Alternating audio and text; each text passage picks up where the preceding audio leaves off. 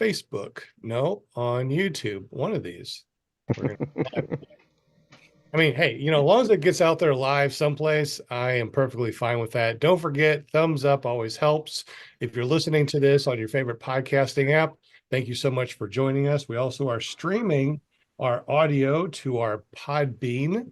So our audio is going to Podbean. And of course, we are saying hello to everybody and chatting on YouTube. Eventually, we're going to be able to stream to multi-platforms. So until then, I guess enjoy us on YouTube and our audio podcast on your favorite podcasting app. Just search for PPG Grandpa's Paramotor Podcast. My name is Sean Symons, also known as PPG Grandpa. You can find me at ppggrandpa.com.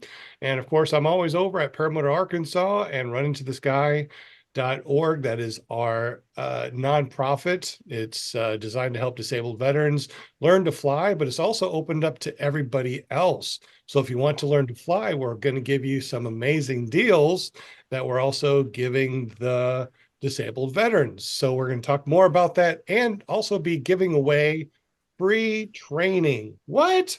Free training? That's crazy. Does that really work? Yeah, it does. So tonight we're going to be talking with Kenny Schnatter. No, did I say that wrong? Schnatter. I'm sorry. I'm messed up. That's my bad. So Kenny and I are going to be talking about Pennsylvania PPG. But before we get to them, before we get to Kenny, let's go ahead and say hello to everybody on the panel. Real quick, let's chat with ParamontUSA.com, our very own Linda Anderson. How you doing, Linda? Good to see you with your pom-poms.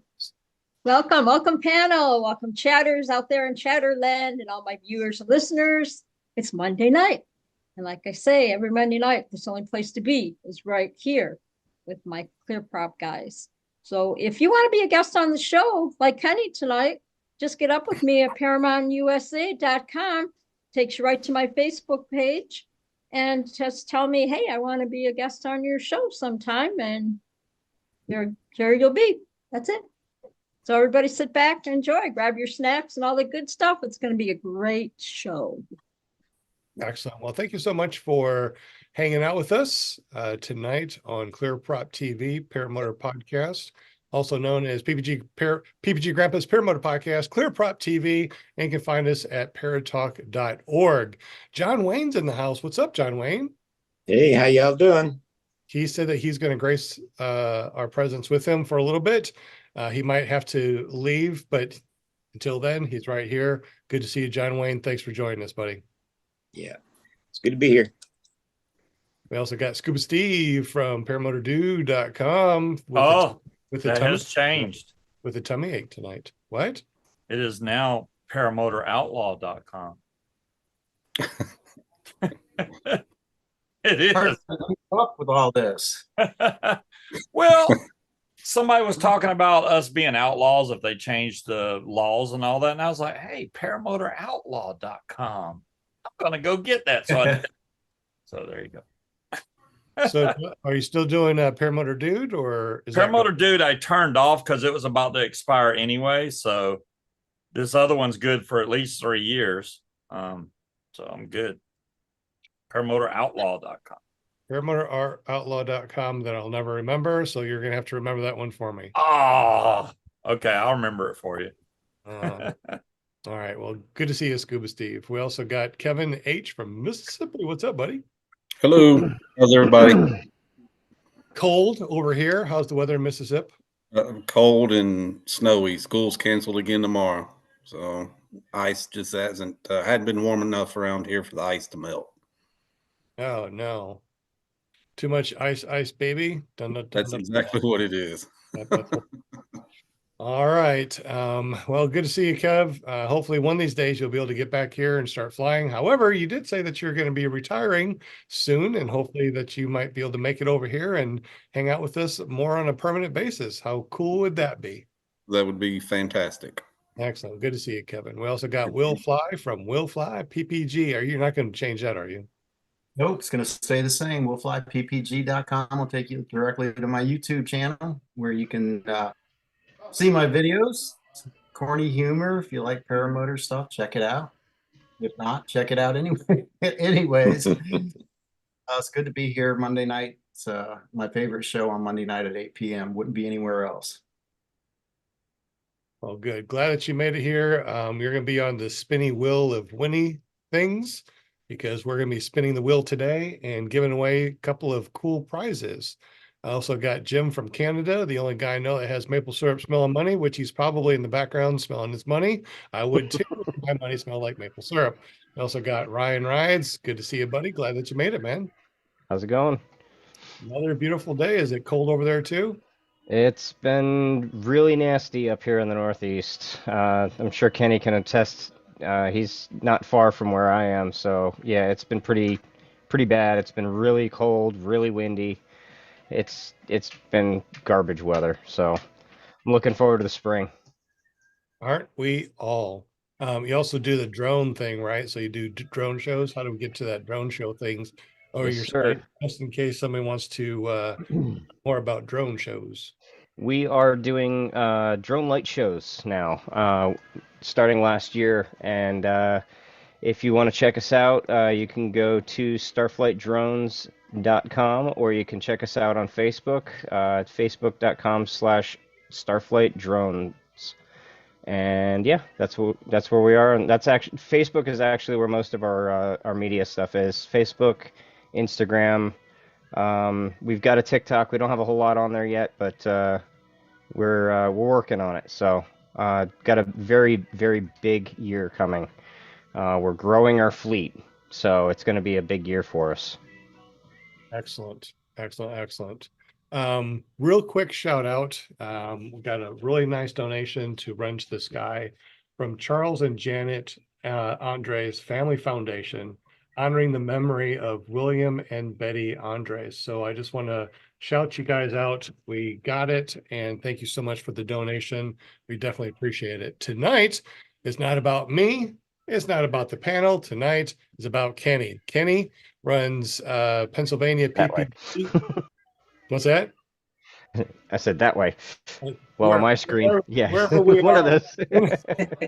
those. Kenny is with us tonight. He's going to tell us a little bit about his school and tell us, Kenny, welcome to the show, obviously, but tell us a little bit about yourself and how did you get into paramotoring?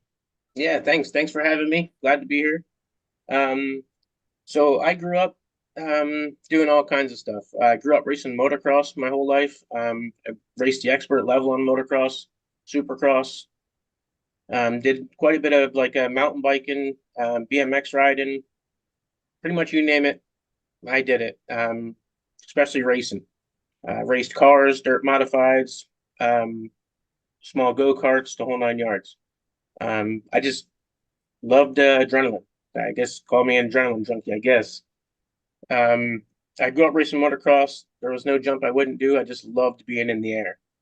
I stumbled across paramotors by flying RC airplanes.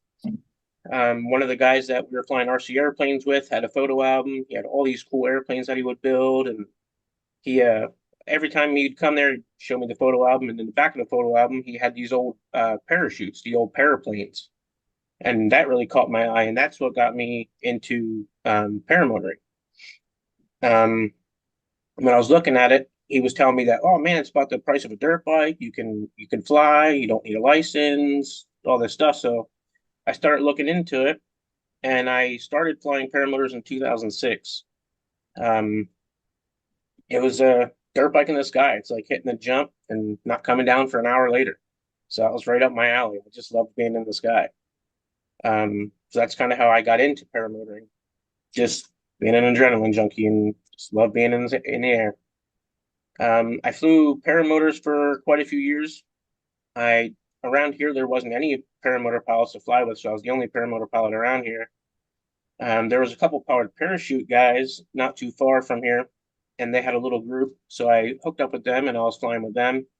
And I was kind of getting jealous. They were always taking people up because they had the Buckeye Dream machines and the parachutes and the Destinies, and I kind of got jealous that they were taking people up and I couldn't. So I ended up purchasing one of the guys' powered parachutes that he had, and I went for my sport pilot's license. I had a Buckeye Dream machine with a Rotax 582, and I flew that for years.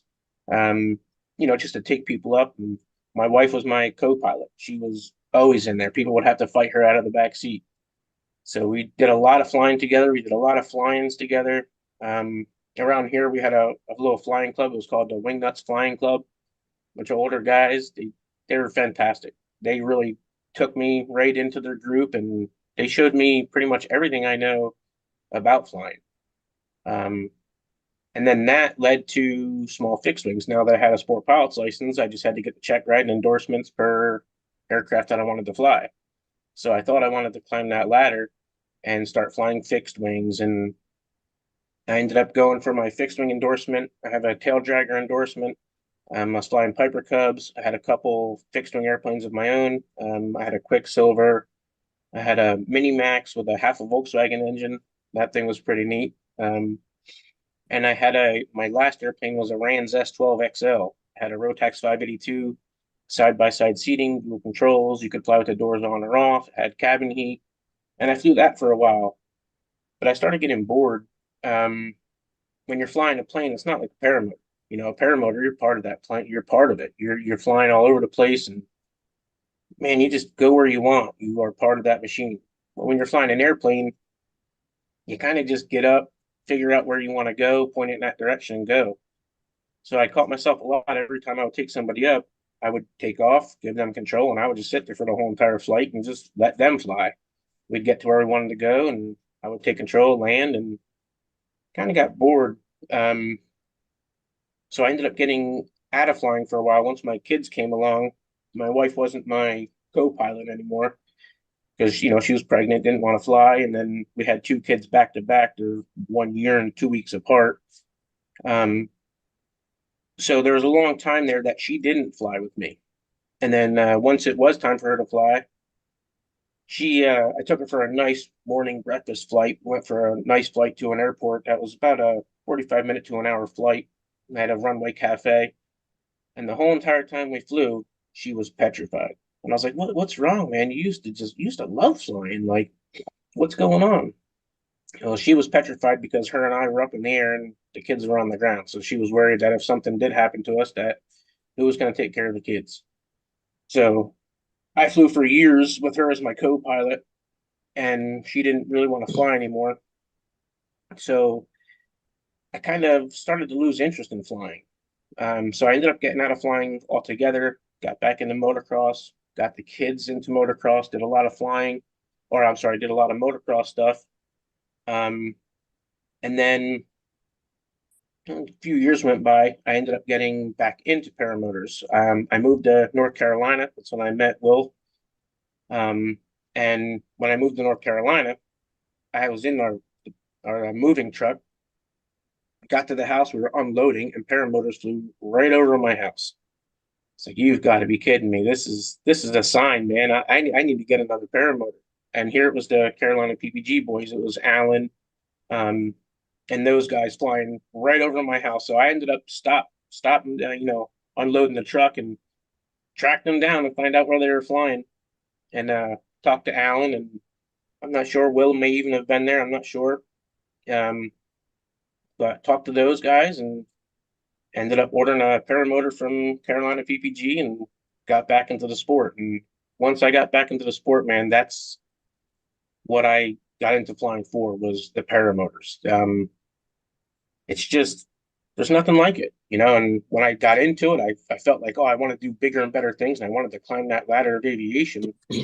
But the more I climbed that ladder of aviation, I got kind of bored. There's just nothing like paramotors. And once I got back into paramotors, that's it. It's not going away. Yeah, I guess it's like, being a commercial airline pilot. It's, you sit down, you push buttons, you just go, and it's boring. But being able to fly low and slow and do some really cool stuff, just like birds, man, it's a whole different, it's a whole different thing from fixed wing to Absolutely.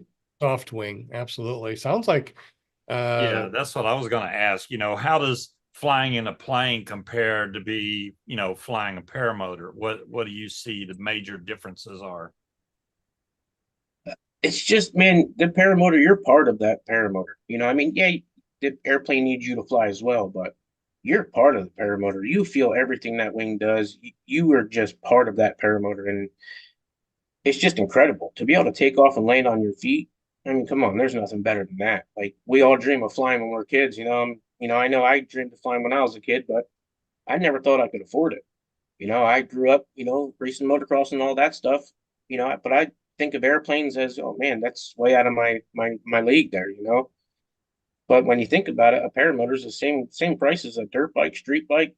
It's right in that category.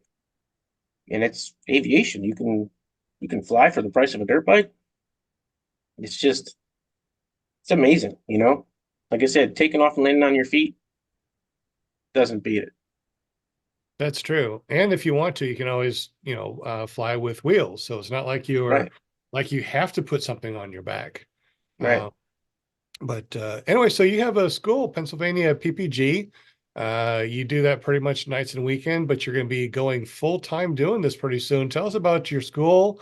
What got you to get that started, and what are your plans for the future? Yep. So when I got back into flying, I was hanging out down in North Carolina with the Carolina boys and Will and all those guys, and I just really liked what they had, man. It was just their community down there was just amazing. Just the connection, just hanging out with everybody, it was special.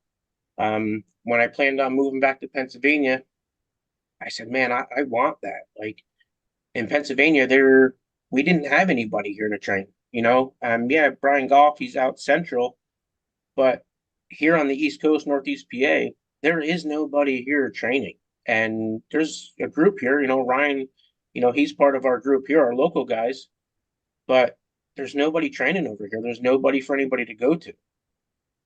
So I started kicking around the idea when I lived in North Carolina, coming back to Pennsylvania, and I talked to Alan and Darren from Carolina PPG, and I said, man, if I move back to Pennsylvania, I want what you guys have here. Like maybe you guys can help me out. Like, they said, absolutely, man. Like, let us know whatever we can do for you.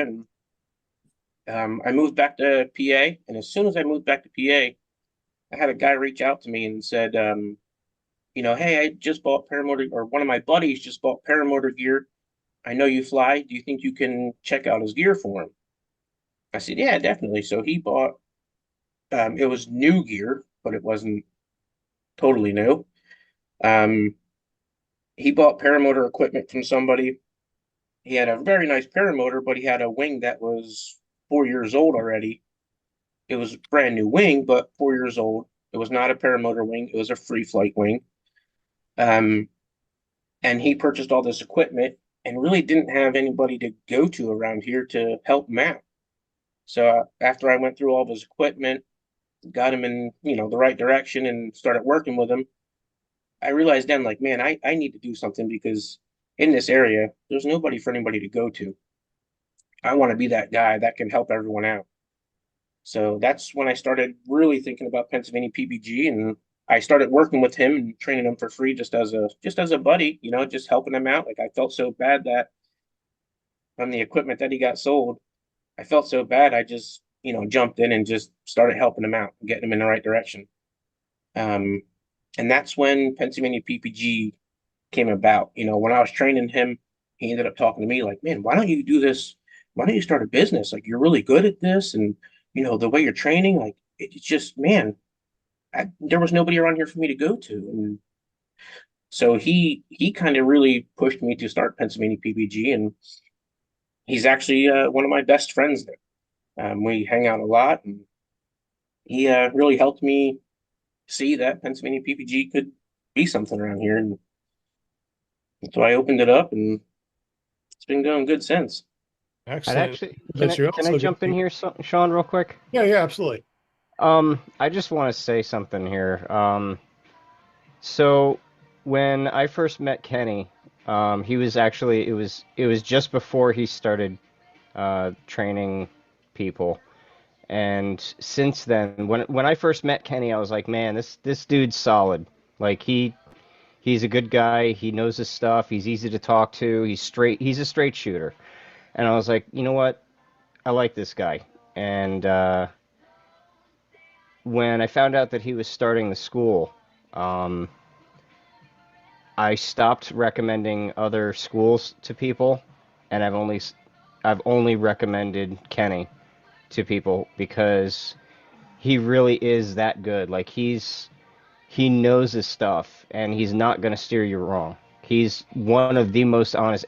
And so the thing that separates Kenny from a lot of other schools is he's not a factory. He's not pumping students out, you know.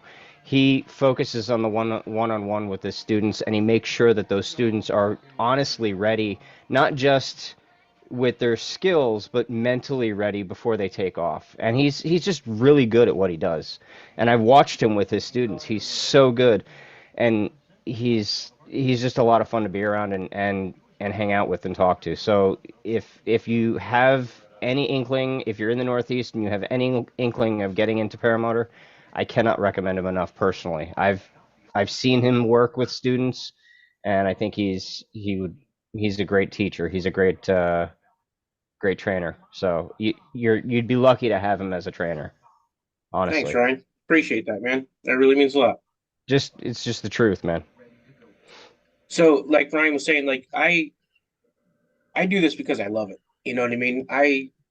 There's nothing like putting somebody in the air for their first flight. I know how I felt when I learned to fly, and I know what I went through to be able to fly. And man, there's just nothing better. And for me to be able to give that to somebody else, man, it's just so rewarding. I mean, there was a time there I didn't fly for like 3 months because I was working with students, and you know, nights and weekends, you can only work with students when it's trainable, when it's flyable, you know. So there's a lot of times when I don't fly unless I'm going up testing the air. There was like 3 months that went by that I didn't fly other than testing the air for my students. And one of my buddies says, "Man, you haven't flown in a while. Like, you know, you gotta be missing it. You gotta, you know." I said, "Well, you know what? To be honest with you, I don't. I'm good. Like, when my students are in the air, I'm sitting in there with them. I know there's only one seat in there, but trust me, I'm in there with them, and I go through that flight. When when they land, my hands are sweaty, and like growing up, I was never one for, hugs or anything like that, but when my students land on the ground, I just want to tackle them. Like, it's awesome, man. It's just, I don't even need to fly. I enjoy watching my students fly.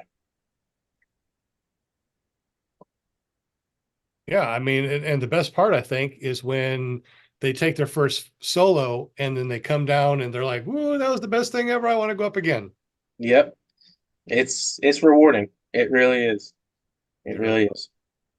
So, and it's great too, because, like, I learn so much, and because every student is different. Every student learns different. Every student picks it up different.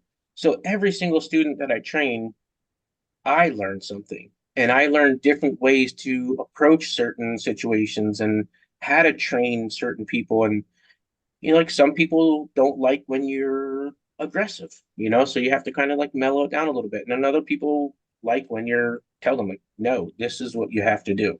It's just to be able to read the people, to be able to learn them, learn the different ways of training.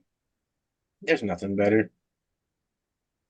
I think Kyle O'Glee put a stop to that. Hey, I want to go up again, because he only gives you a little bit of gas when you take off. Wait, you have to land. There's no, you're coming in to land. Oh, yeah. Yeah. Land whether you like it or not. That's right. I may be the cause of that. You might be. Once I got in the air, I just stayed there till I ran out of gas. Oh, wow. He had me do a flyby, and he's like, "Let me check your gas level." He's like, "Oh yeah, you're getting pretty low. You might want to come in and land." So, but it's better though that he does keep it low. That way it's not as heavy on your back. Because if you fill that thing up with gas, and it's even that, especially for your first flight, you don't want to be taking off with a full tank. Right. Yeah. That's That would a kill smaller explosion too. A smaller explosion. Oh man. Oh yeah. That's awesome. Yeah, it's incredible, man. It's just, and all of my students, so I only train as of now nights and weekends. This upcoming year will be different. There's big plans for Pennsylvania PPG this year. But all last year, the year before, has been nights and weekends. So it's only been students that can come for the weekend, or so pretty much it's been locals. Pretty much all of my students have been within 3 hours away. With that being said, all of my students are buddies of mine, and we all fly on a regular basis. We have a new training facility now, and every once in a while we'll show up, and I'll just have the guys come out. I'll get all my students together and we'll meet at the training site and just fly and just have a good time. So it's really cool that you're not just doing it to get somebody in the air, but you're building relationships with every one of your students. And you get to fly with them when you have nothing better to do. They're all like, hey, it's the really nice day. Do you have any students? Let's go fly. Right. Yeah, it's awesome. It's really cool. I have a couple of my students that are like really local.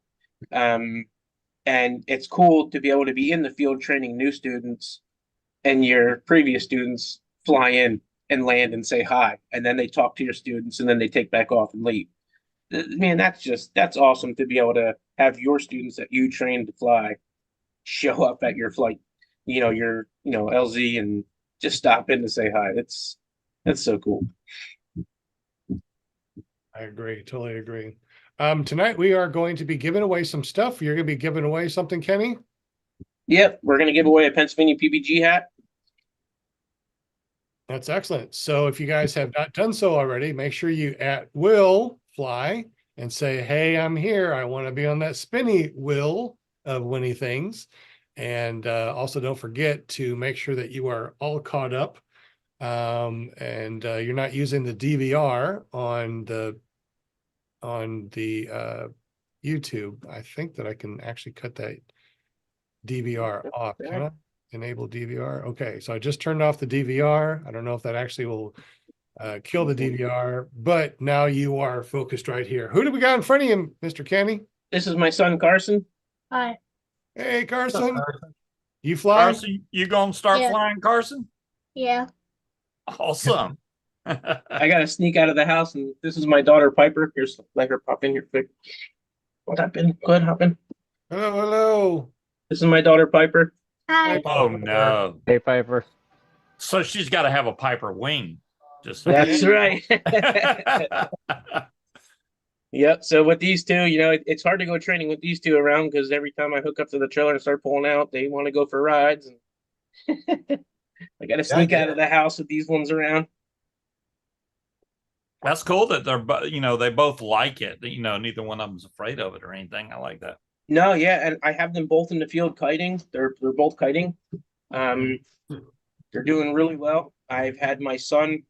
We were at a fly-in, the Jersey Shore, PA fly-in, and I had my son. We were working with him there, and it was pretty breezy. And I was able to get behind him. He was on a road runner, and was able to get behind him, start pushing him, and he flew the road runner. It was pretty neat. I had his feet all the way up here and just let him go and drifted out, flared it perfect. So they'll be flying soon. Nice. Just got to get a motor small enough for them. Yeah, one of those little AliExpresses that Yeah. They just need to add them 25 or something, add them 30. I don't know. You know, right? Do we have any questions in the super chat, Mr. Will? Yeah, you got a question from Angela. She wants to know, where in Pennsylvania are you from, Kenny? So we're in Northeast Pennsylvania. We're very close to Easton or Allentown. Cool. Cool. Now that family thing you were talking about, with the kids flying and stuff, that was kind of always the grand plan, wasn't it? To get the family involved. And so is everyone still gung-ho about that? Like the wife, is she still interested? And the kids, it's kind of... Yeah, so she hasn't been up for quite a few years. This summer, we did a foot launch tandem off the beach. And she absolutely loved it. She was petrified to do a foot launch tandem because she's always went up in powered parachutes and airplanes, so she never had to run. But we flew the Jersey Shore on a foot launch tandem for her first flight back into it, and yep, she's back into it. She loves it. I've never ever seen. I mean, you can't make a tandem foot launch look graceful. It's very difficult to do.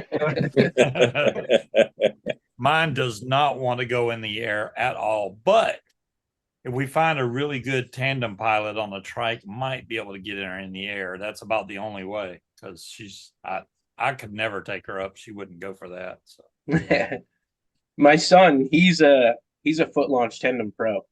I have a tandem trike as well, and every time he wants to go up, I say, "What do you want to fly? Do you want a foot launch or you want a trike?" He wants a foot launch every time.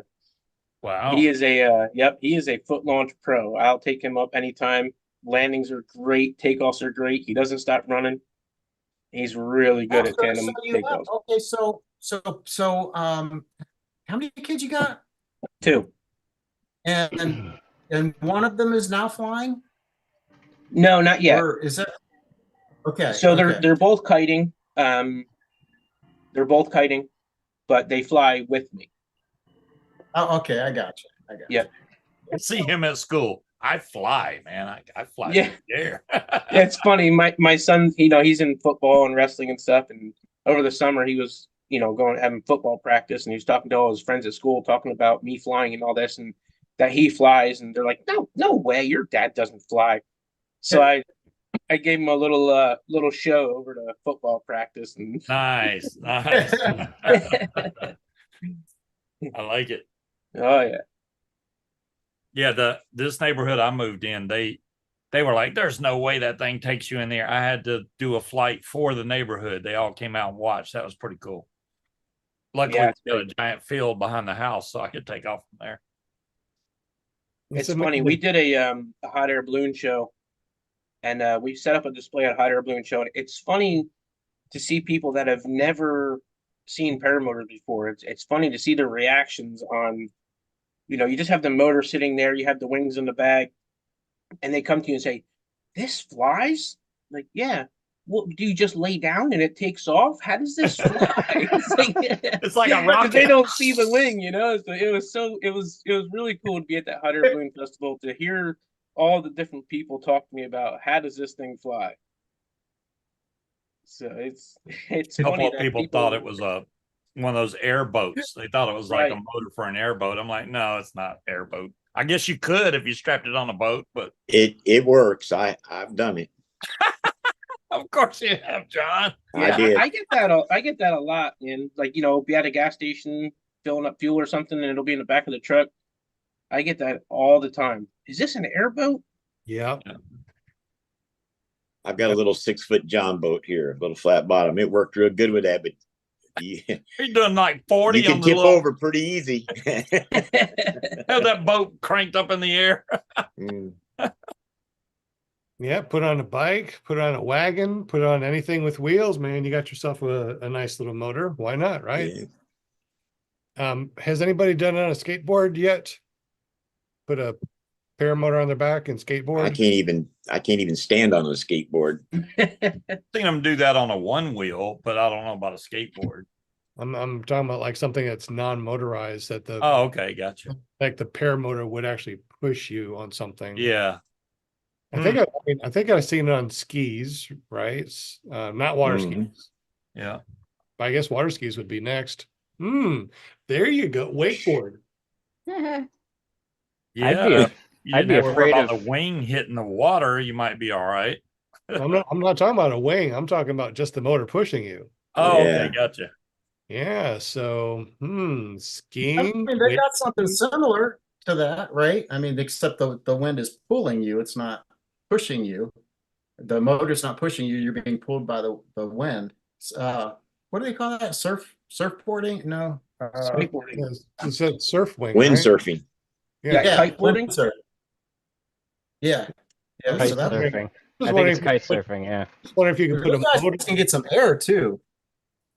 Just Oh, wondering they if you get could put a motor on your back and use that to push yourself on like a surfboard or something like that. I wonder if that's even possible. Obviously, once you fall in the water, you're done. So you Yeah. gotta Right be to real the quick. bottom. Yeah. Yeah, right to the bottom. Gotta get it right.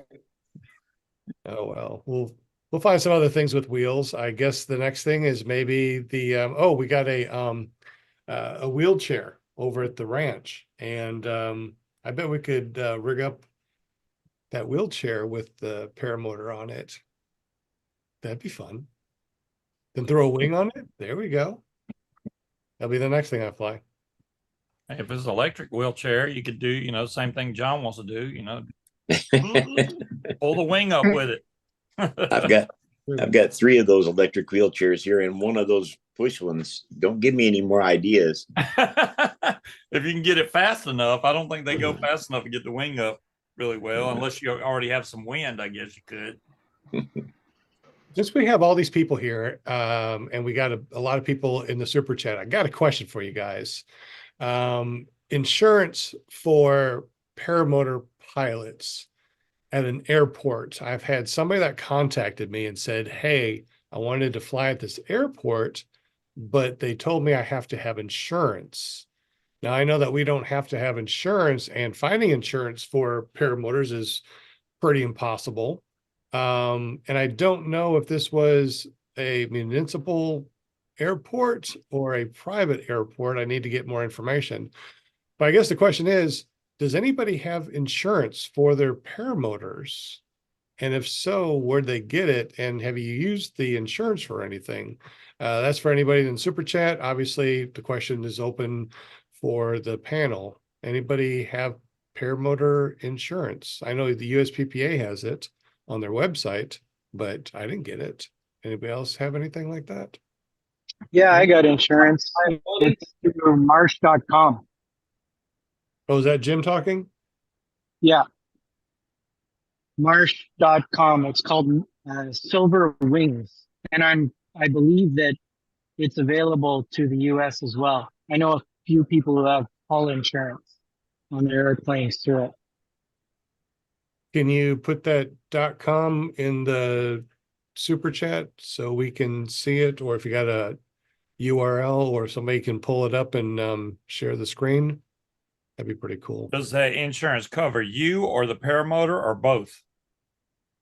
It can cover it all, or like I just have liability. There's no point in having anything else. From my perspective with paramotor, they're so cheap. I just self-insure it. But I do know a guy that has hull insurance on his paramotor. He had an accident and it was completely covered. Wow. But that's in Wow. Canada, right? Where you have to have a license, right? I believe it will work in the States as well. It's marsh.com, I believe it is. Over at the USPPA, they have insurance resources. Got this right here, which I haven't seen or haven't done it, but it looks like it's statewide insurance. And dental if you bust your teeth out. Nice. Oh, well, yeah, and dental. So that's accidental coverage, critical life dental to PPG pilots. I wonder if that's for PPG or just in general. And then you got commercial for instructors in schools, and then third party liability, which I don't know what that is. But what would you say that insurance was, Jim? Marsh. I don't know if it was marsh.com or Marsh. What? Marsh. See, Marsh. Yeah, marsh.com. There it is.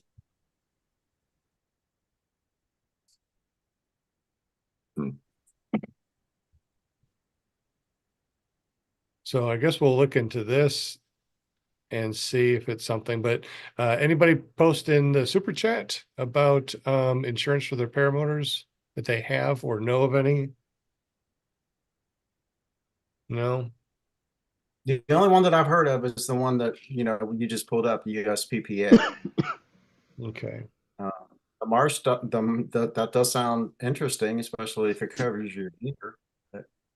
Yeah. James said he just creates a fake insurance card on the Microsoft program. Yeah, I saw that. I wasn't gonna. That's interesting. Because, well, I mean, yeah. You do you, dude. Well, fellas, I got to go. We'll see y'all later. Okay, Hey, John, super. thanks See for you, calling. John. Thanks, John. All right, it is 7:37. We're going to be giving away not only the Pennsylvania PPG hat, but we're also through Run Into the Sky and Paramotor Arkansas. And of course, this podcast is all under the 501c3. It's a nonprofit, everything is. If you go to Run Into the Sky, it's a little bit different because we're actually going to be using the flight school as a nonprofit, and we're changing out prices, and we need to get more people in, obviously. So we're going to be giving away classes or a complete class for anybody that wants to come to Run to the Sky and learn to fly a paramotor. So we're going to be giving that away tonight. Anybody interested in free training? Okay. Do you know somebody that needs some free training? All right. And I probably shouldn't be doing this in front of Pennsylvania PPG because, well, I guess they're far enough away. I guess. But anyway, so we're going to be giving away free training also when we do the spinny wheel of Winnie things. What kind of hat do you got? And can we purchase them other than, I mean, do you got a site? Do you have all the merch on there? Yeah, I don't have all the merch on the site, just the training and the paramotors and the wings. I do have hats. I have some t-shirts as well. They will be put on the site shortly. But yes, this hat here, Pennsylvania PPG, got the blue. I have a white background hat, and I have a teal background hat as well. So Nice. whoever wins, I can they can contact me. I can send them the pictures of the hats I have in stock. And Greg Laney says he bought a Pennsylvania PPG hat at Bad Apples last year, and it's a really nice looking hat. So, yeah. Jade's And been asking a lot about Butch. She's like, why doesn't Butch have internet? Why is he not on the show? Blah, blah, blah. She don't believe. Who's that? Jade. She wants to know about Butch. Yeah, so Butch found himself another place to live. He was living with us for 6 months as he was transitioning, found himself a place to live. And because of all the weather and stuff, he hasn't been over at the school. I haven't been at the school either. It's just been too cold, wet, and rainy. And wherever he is, he doesn't get really good cell phone signal. So not only cell phone signal, but no internet on your cell phone. So that makes it kind of like a pretty bad dead zone, I assume. So I haven't even chatted with him since Christmas. So hopefully everything's going well for him. And when it gets warmer, he'll go back out and fly over at the LZ. So cross our fingers. Butch, if you are watching this, we're missing you, buddy. All right. Any questions from the super chat? Any questions on the panel before we could? What's Kenny's website? it is at PennsylvaniaPPG.com. Oh, that's simple enough. All right. Yep. Pennsylvania PPG or Pennsylvania PA? Yep. So it started out as ParamotorPA.com, but you can also get to it by PennsylvaniaPPG.com. And then I also have a Facebook, which is Pennsylvania PPG LLC on Facebook, and an Instagram account as well. It is at Pennsylvania_PPG. Okay, excellent. All right, so you got some power to flies on there. Yep. Good. So I'm a power to fly dealer, a Parajet dealer. MacPara, BGD, Ozone. The site's not fully up to date. I got it together and put some of the main stuff on there, and then just got into training and had all plans on updating the site, but things get away from you. And I like the Calibre there. Those Yeah, I Calibre. like that trike. yeah, that's a great trike. That's the one that Butch actually flies, is the Calibre with the power to fly. Yeah. He has the RS or the Titan. I can't remember what he has. No, I also just picked up a dealership for the Blue Sky Blue flight suits. Oh yeah, They have the 2, 3, 4, and 5 layer flight suits. So I'm a dealer for them now as well. Excellent. Kenny, I just did 2 big orders for those. Kenny, I need to get up with you. Yes, I have one for you. I believe it's going to fit you perfect. Yes. And so I have 2 in stock right now. Well, I have 3 in stock right now. I have a 2XL 5-layer. Ooh, that's I that have, must be hot. yeah, man, hot. the 5-layer, you just need just your sweatpants or pants and a t-shirt underneath of it. That's it. Wow. Yeah, you start sweating putting it on. They're incredible. But you They're got to really- make sure that you launch the first time. Right. Yeah. Suits. Yep. If not, you're stripping. Yep. But I've had a lot of good feedback on the 3-layer. The 3-layer, you can put a couple layers underneath of it. They're waterproof, windproof. They're not as warm as the 5-layer, but for the 30, 40 degree days, the 3 layers are just fine. If you plan on flying 30s, 20s, teens, I'd run with the 5-layer or the 4-layer. They're fantastic. The 3 layers do run a little on the small side. So if you think you're a large, get the extra large.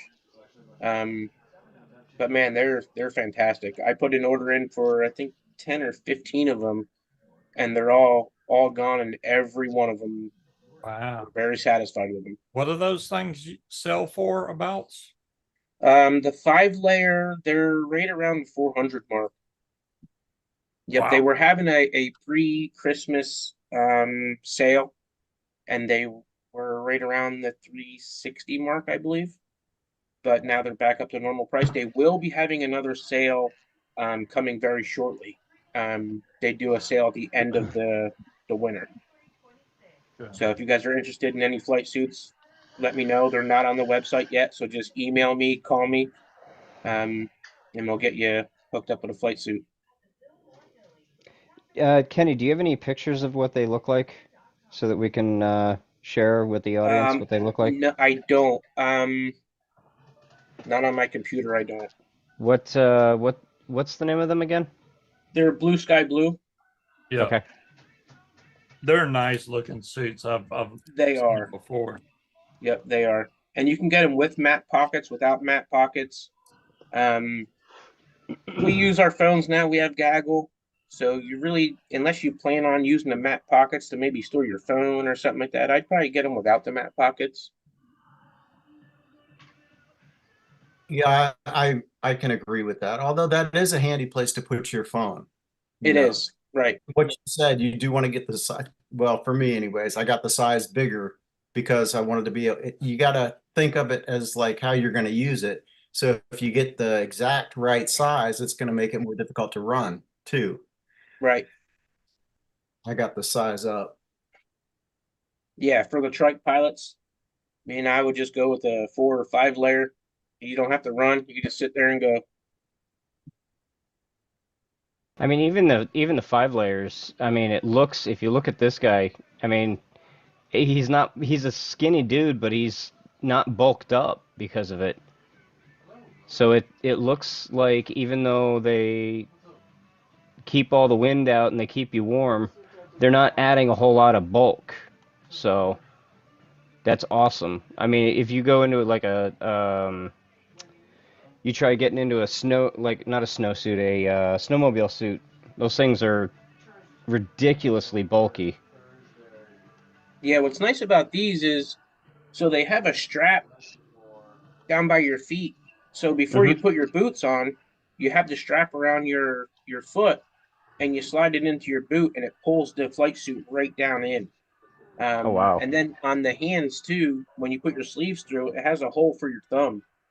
So you can put your thumb through that hole, and then you can pull your gloves right over it. It'll put the suit into your gloves. It can't slide out. So there's no skin shown once you get strapped in and put your boots on and your gloves on. They don't ride up. They have a nice elastic around the waist to keep it nice and keeps it put there. They're really nice. Hey, if this helps, I've got the 3-layer and live in North Carolina. I could do with a 2-layer. That's how warm these things are. They know? are Yeah. absolutely. I agree 100%. They're overkill. I would say for the $400 or $380, whatever the 5 layers are, I would compare them to a $700, $800, $900 snowmobile suit easily. I've had snowmobile suits here, and I wish I had this suit before the snowmobile suit because I paid way too much money for my snowmobile suit. Well, very interesting is I got some heated socks, some electric socks and heated gloves. I got fleece lined pants that are windproof and waterproof. And then I just have a fleece lined shirt with a windbreaker over it. And I can fly in 35-degree weather and be kind of on the warm side. It's the windbreaking, I think, is the big thing. If you can Right. you can windbreak and have a little bit of heat with electric gloves or electric socks, you stay pretty warm up there. The only thing that gets cold is any skin that's exposed, but you can get one of those full face motorcycle helmets, and stay warm with a nice, Right. what do you call it? The neck gaiter type of thing with the fleece line neck gaiter, Mhm. warm as toast. I just got a full head gator thing, and I'm waiting on the flight suit so that I can actually get out in this cold weather and enjoy the views from above because I've never flown with snow on the ground, so it's kind of one of my bucket list items to check off.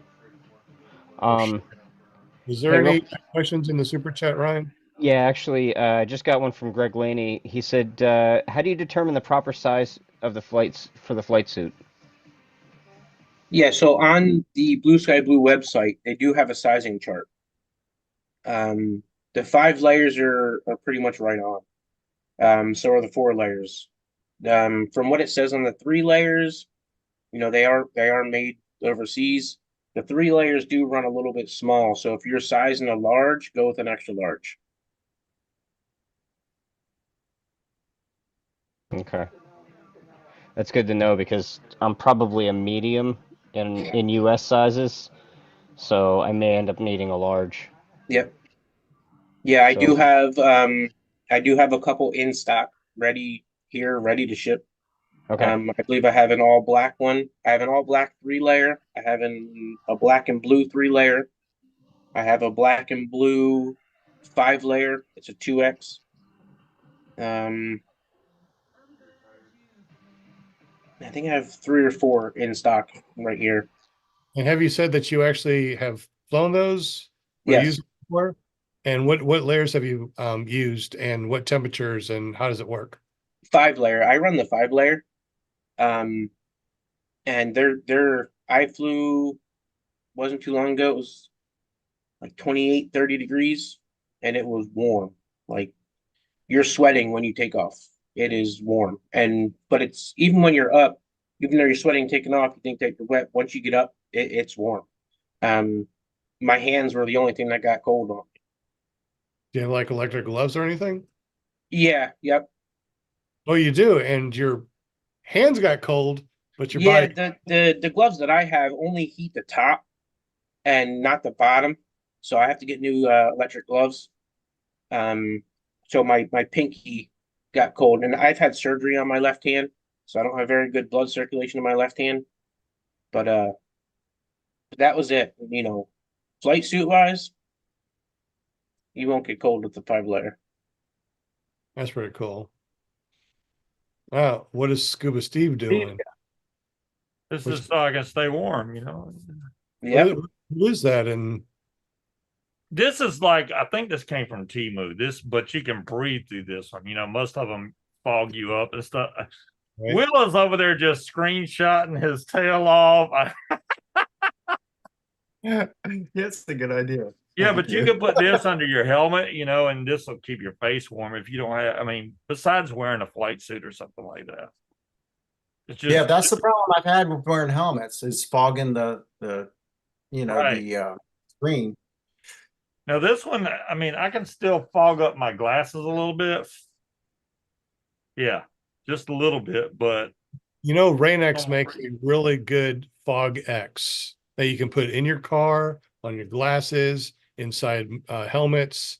Fog X, F-O-G.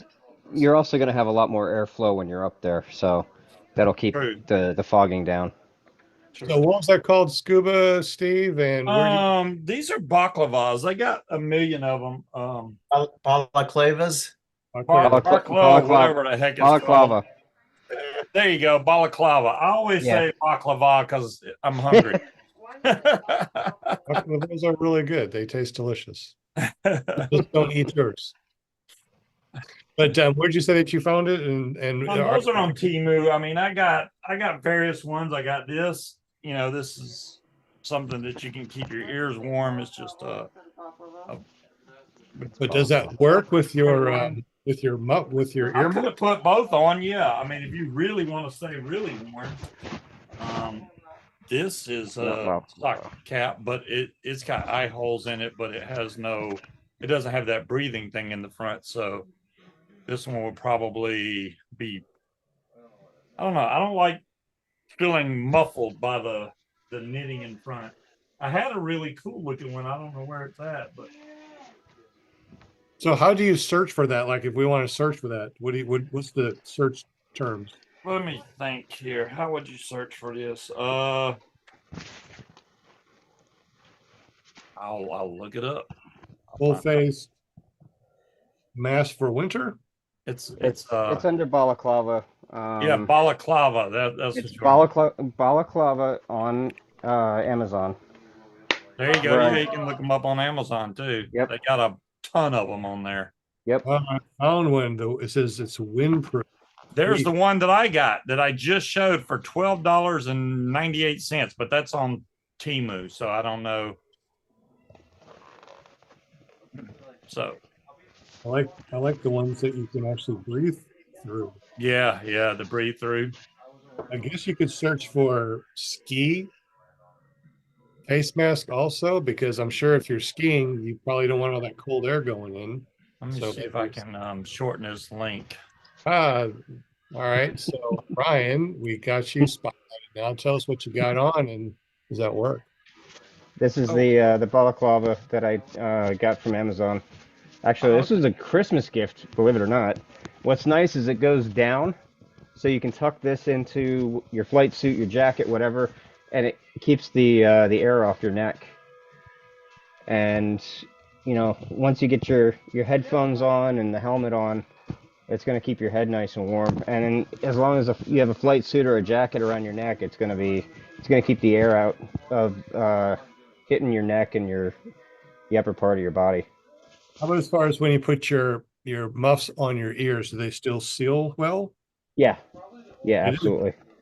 I always double up on my hearing protection though, because I'm already starting to go deaf between fireworks and all the other stuff that I've done, flying and rock concerts and everything else that I used to be part of. So, yeah. Anyway. I lost my headphones. Hang on. Can't hear you. Yeah. The one I showed, I posted a link in chat, in super chat, if you want to call it that. It'll take you right to it. Yeah, I just found the one that looks like yours on Amazon for $14. Is that what you're looking at? I don't know. Does it have this in the front? I mean, if it's got this in there, you think that's it? Well, there's a couple. Oh my gosh, I found one on Amazon that has little hole things on the front, and it's on a limited time deal for $8.99. Hey, Yep. There you go. They're not bad. They're not expensive. That thing that Steve has on the front, you know, over the nose serves the purpose, because I probably have 10 or 12 different balaclavas. But Hey, I can still talk on my mic too. Hey, what's going on? Blah, blah, blah, blah. Yeah, after a while, it'll start putting pressure against your nose, and that can be a little uncomfortable. But if it's got the little, you know, part that jets out, doesn't that jut out a little bit, Steve? Yeah, it's not pushing on my nose at all. It's not. Yeah. A long flight. I found this, There you and go. Oh, that's different, but yeah, that's cheap too. yeah, for $8.99, it's just a motorcycle windproof. I think is what we're looking for, you know, and if it's for a motorcycle or if it's for skiing, obviously it's Breathable valve. Okay. Well, Yeah. it's got valves on it. So, you can pull it down, I see, in the front so you can still breathe. It zips up in the back. Wow. Mine does not zip. So, so I guess that would work. I think I'm going to get it. I mean, yeah, 47% off right now. I mean, well, 54% off. Oh, for the other, for whatever color you just another showed. one. Yeah, this is another one, and it looks Oh, that's like different. Yeah. doesn't You know have. who would be a good person to ask about this? I wouldn't get the one with just a filter. The cheaper one is, I got some of those. They don't work as good as the ones that actually have the vent. Yeah, These that are one. good. These That are one, not- Yeah, you it's got the yeah, Nice. it still feels like you're breathing through material. So this Yeah, one, that would one be, I think will be better. Yeah. all right. I think I'm going to go ahead and get that then, Cool. and that yeah. way. Katie, what do you use? Do you use any kind of balaclava or Yeah, I mask? do. Yep. I have one that I bought at a snowmobile shop. Oh, Kind of just like scuba's, it looks like, and it works really Yeah. well. cool. Basically the You same paid a exact pretty thing. penny for it too, didn't you? Yeah, it wasn't $8. It wasn't on $9. That's for sure. Nope. Yeah, if you need the face covering, you need a balaclava because your forehead will freeze quick. Right. Yeah. It's like the wind goes right through the mask and hits the forehead and you get brain freeze. Yeah, and then if you're running a standard helmet, just get a set of ski goggles. Yeah, they fit nice. Yep. I tried ski goggles before, but just wrapping around, you know, the head or the helmet just doesn't seem to work very well. Right. Kevin H, you got a question, sir? I do. I don't think I heard you say it. How much are the flight suits? I looked it up online, but it's in Yeah, it's in pounds, pounds. It's in pounds sterling or something pounds. like that. Right. So, right now they're not on sale. They will be going on sale probably within a month. I will post that once they go on sale, and I'll also post the sizing chart. Right now the 5 layers right around $400. That's with shipping and everything included. And then I think it's like $40 less or something like that for the 4-layer on down 3-layer. So I think the 3 layers right around 300 at the moment. But once they go on sale, I will post a link. I'll have them on my website with the sizing chart and everything. All right. If you're interested before they go on sale, just reach out to me and we'll get the sizing down and get you one ordered up. We'll get it drop shipped right to you. Nice. Excellent. All right. It is 8 o'clock. So I think it's time for Linda to say hello to everybody. If Will Fly wants to put up the spinny wheel of winning things. Any other questions before we go over to give away a hat and some training? While I'm doing it, I'll ask a question. What is the most challenging thing other than landing or takeoff to teach a student that you found? I would say when to fly, the weather, when to fly. That's the biggest thing, when to stay on the ground. Everyone thinks that, oh, it doesn't seem too bad out. Oh, it's midday. They don't realize, the weather conditions. And I think that's the hardest thing to teach. I know when I went through training, even though Kyle probably said it 8 million times, don't jump in your seat early. Right. It just, you feel the weight come off of you and you think you're in the air, but you're not. And if you jump in that seat, right back down to the ground you go. Right. Absolutely. Yeah. If your name's not on the list, let me know in the chat. There's a couple of my local guys in here. We'll give a shout out to those guys. We got John Furman. We got Brian Jones. Those are my local crew. Nice. Okay. Cool. So John Good Furman and job. Brian, they went to Bad Apples with me this year. Oh, We had a cool. good old time. Okay. Yeah, then I would have met them. Yes, absolutely. You did. Yep. Well, hello, crew. Yay. Well, you can't say you met everybody at Bad Apples, right? I mean, there's no way you could see everybody, right? But I remember saying hey to Kenny, and I remember he had an Oh, okay. entourage. Gotcha. His entourage. It He's got a We gang. had a good old time, man. That was fun. was. Not sure if I'm going to make it this year yet, but we'll see. Well, come All on right, down. you guys ready? All Are right, you Lynn, ready? it's all you, girl. Okay, okay. Welcome, chatters, on Monday night. Thanks for hanging with us tonight. I so appreciate y'all. All right, we're going to get right to business here. We got Bill H., Walter Priori, Greg Laney, Lovely Kramer, Mr. David Wolf in the house. What's up? 5:55. We got James in the house. We got Lovely Flying Flamingo J. Love you, girl. Greg Laney in the house. Travis DuPont, Angela Preslick, Kevin Houston, Brian Jones, CT Fly, John Furman, Playfield PPG, Joe Adele in the house. What's up, Joe?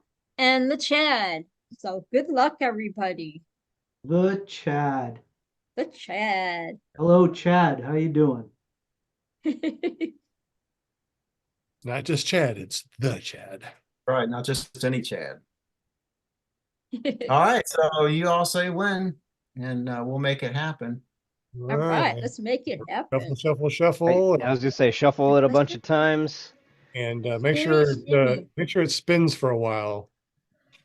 I Shimmy, got this shimmy, thing cocoa greased puff. like you do not believe. I hope so, because as it spins, because we're giving away the hat from Kenny.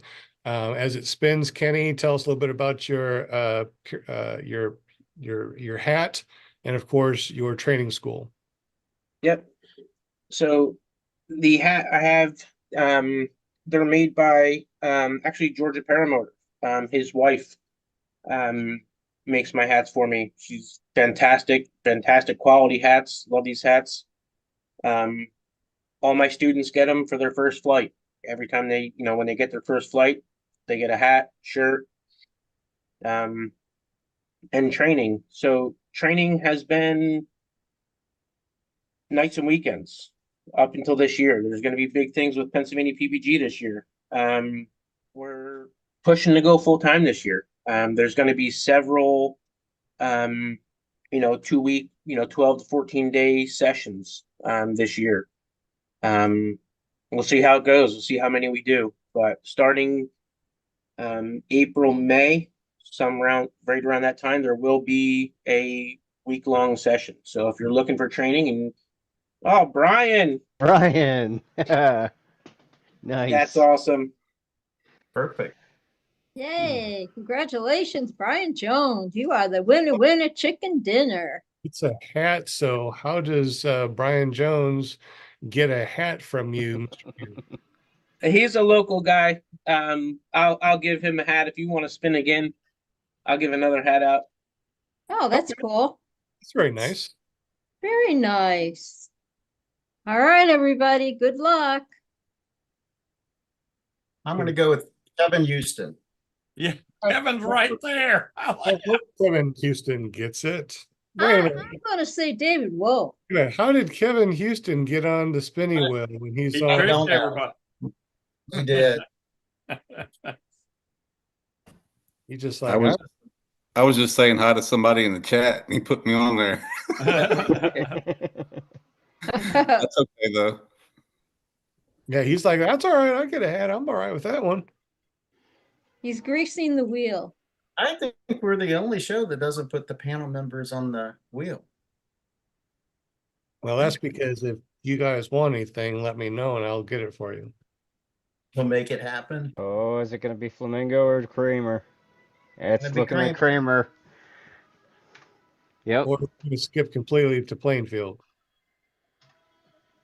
No, I think it's going to be Kramer. Yep. I think you got it, girl. Woo! Kramer. Congratulations, lovely Kramer. Okay. Winner chicken I dinner. expect a pic with your hair in a ponytail going through the back of the hat. Post it on our Facebook page. Yeah, do it. So, Nice. how does Kramer get up with you to get her hat? She can, if you want to email me, you can email me at pa.poweredparagliding heartfelt@gmail.com. And send me your information, and I'll send you a couple pictures of the different colors I have, and I'll send you a hat. I love hats, she says. Oh, cool.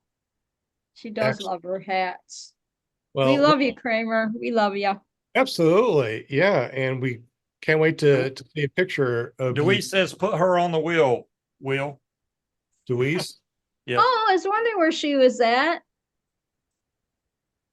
My Wheezy. I love her. I didn't see anything there that I didn't even see her. Best. Thing. Yeah, she just said have me on the Something. wheel. Oh, I see her up above. Yeah. Yeah. Brian just said, "I'll take another T-shirt instead."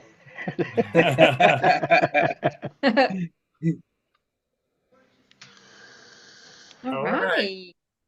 What is Brian landing with his T-shirt, messing it up? And he's another. We ready for the spin? We're ready for the spin. So this is coming from Run to the Sky nonprofit. We are going to be giving away training packages to help more people know about the school. It's all nonprofit, so it doesn't make any difference if you are a disabled vet or not. It is open for everybody. However, we do give disabled vets incredible discounts. Vets that want to learn to fly, disabled vets, as long as you got your DD 214 and get up with us, you can fly for $100 a month for 12 months, right? So it's only $1,200, zero interest. It's only $100 a month for 12 months. You want to learn how to Nice. play paramotor? So And I have time for that shit. Who said that? This is my girlfriend. Let me. See what I tell you? Kevin says, damn it, I already got training.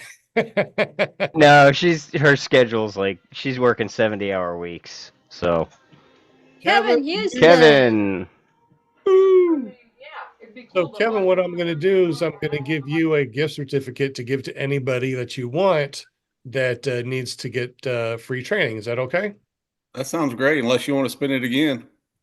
We're going to be doing that. We're going to be giving away free training every single week. Okay. I will take the certificate to give somebody. All right. So we are going to Right. be doing this every week. Congratulations. So the nonprofit Run to the Sky is going to be giving away free training.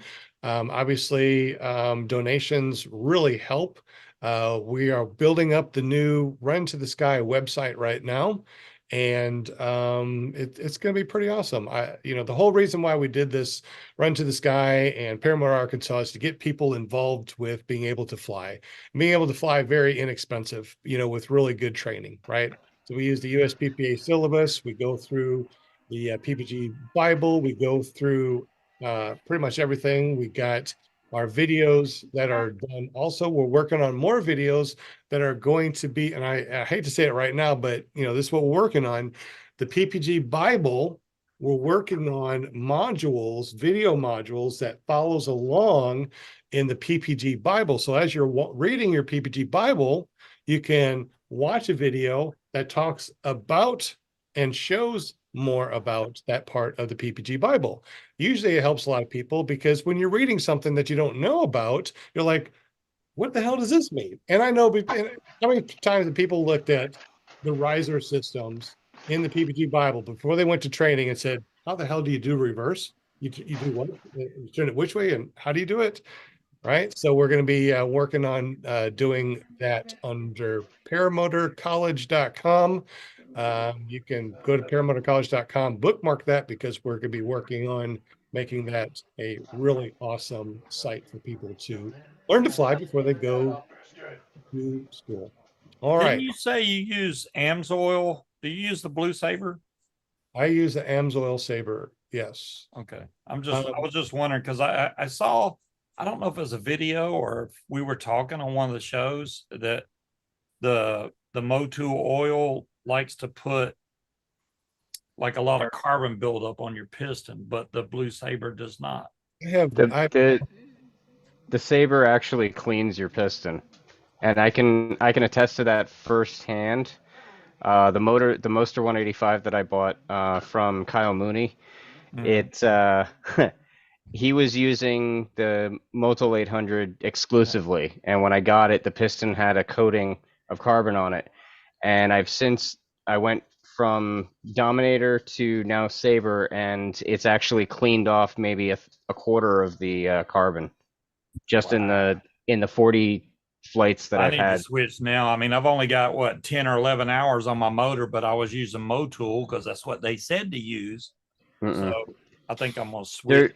There's a certain number of conditions that have to be met in order for the 800 to be necessary, but otherwise you really want to use like 710 or the Dominator or the Saber.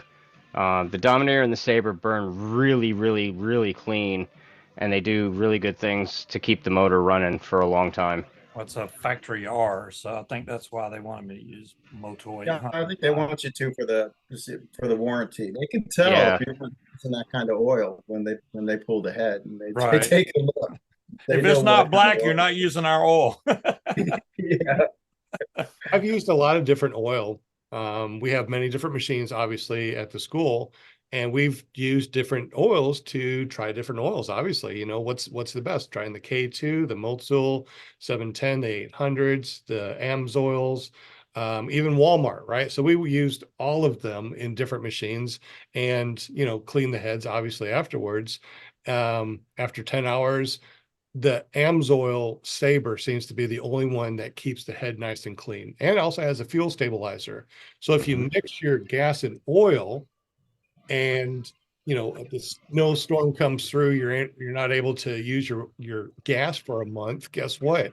It's still stable enough, no problem. And after 2 months, I've used gas that had the AMSoil in it for 2 months, no problem. I've seen gas after a month with non-AMSoil Saber. It almost looks like it's separating. So I actually had really good luck with along the same lines of what you were saying. The K2, I had really good luck with. I actually had almost a full 5-gallon jug of mixed, and it sat for an entire winter. It was like 4 months it sat, and I went to the fields. I was like, I was running an Atom 80 at the time, and I was like, you know what? I'm gonna give it a shot and see what happens. And I didn't have a problem at all. It fired right up, and it's been great. And it burned through all 5 gallons in like 3 flights. I went through that entire 5 gallons, and it was great. It never hiccuped, nothing. It was fine.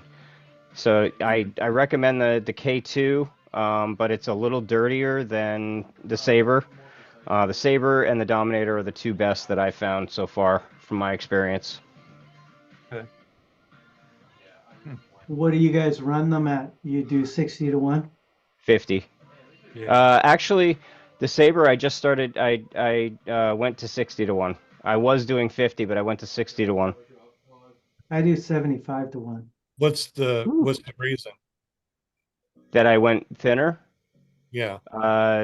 Just to save oil. The oil's guaranteed to 100 to 1, so I figured 10% isn't a big deal, but in the long run, it'll save me a little bit of oil mixing. You know, it'll get me another 5 gallons down the road. It's also less expensive than Dominator. A little bit, yeah. Saber seems to be pretty heavy in the price, but I still stick with the 50 to 1 only because I've never had a burnt out piston.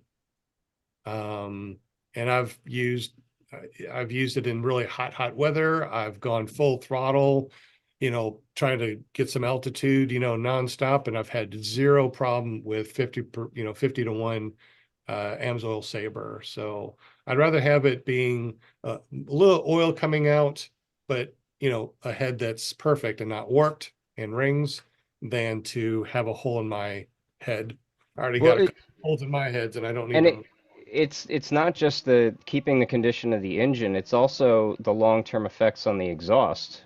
Because if you think about it, with the 800,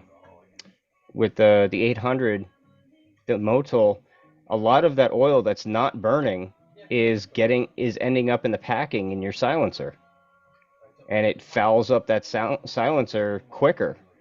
With the Saber, it's all burning off, and Yeah. it's not as much as making it to the silencer, and it's not going to foul up that silencer to the point where you have to repack it. So it's saving you maintenance in the long run.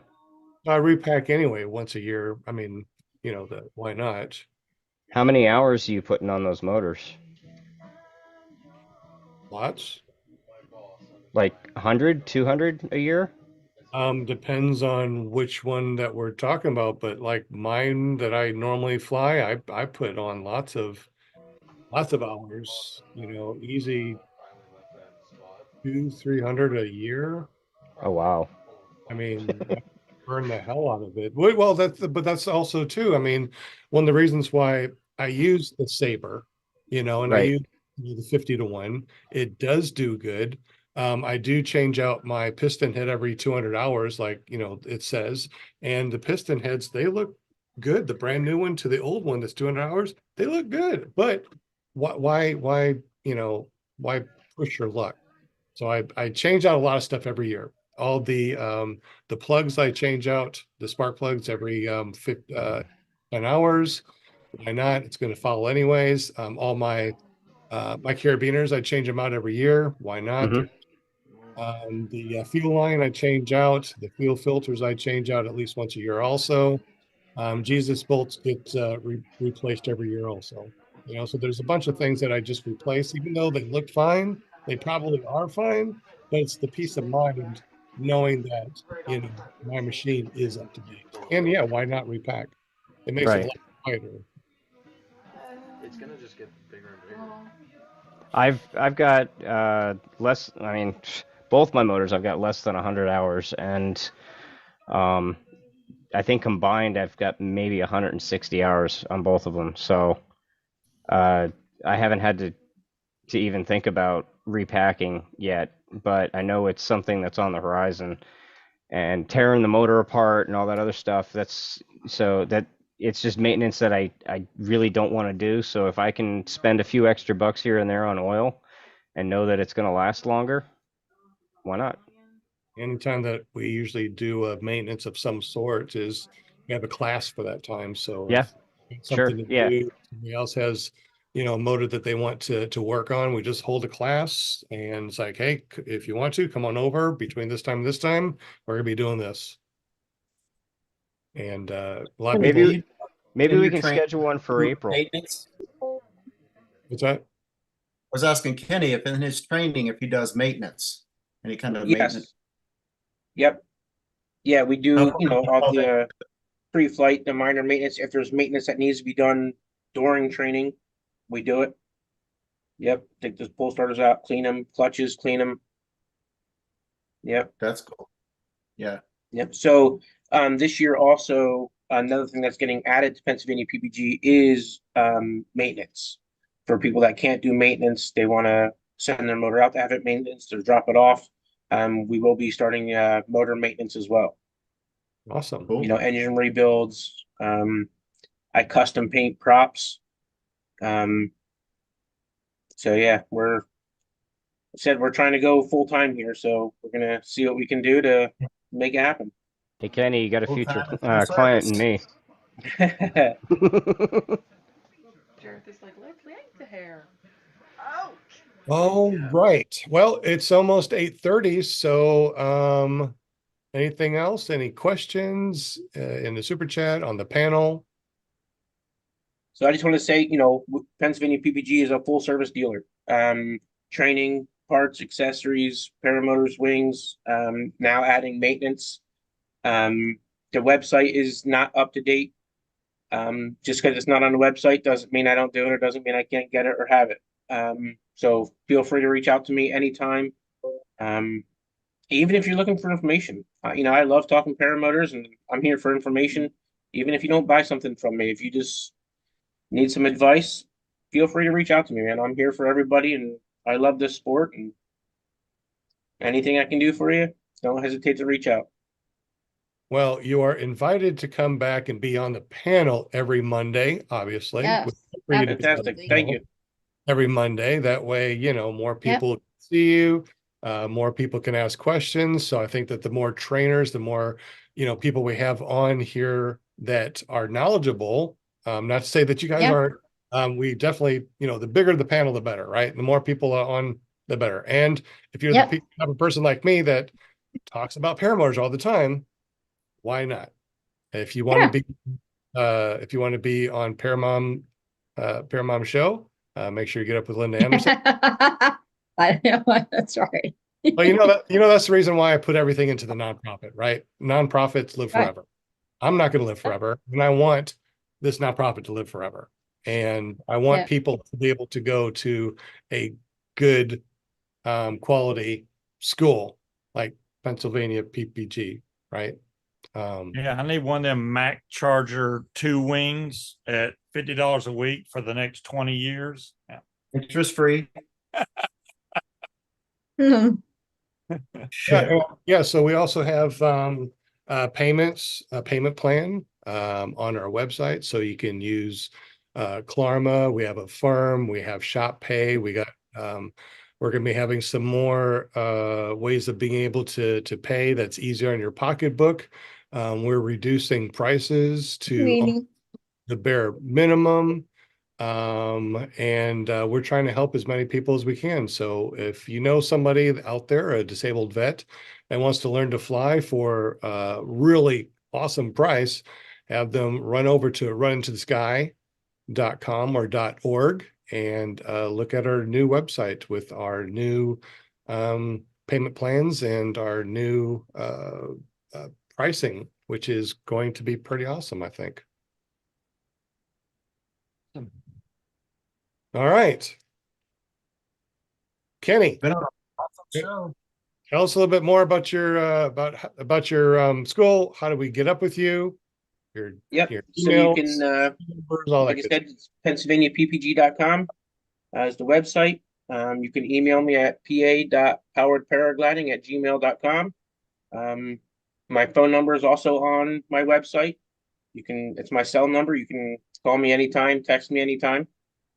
And like I said, training, just give me a call, let me know, see any way I can help you.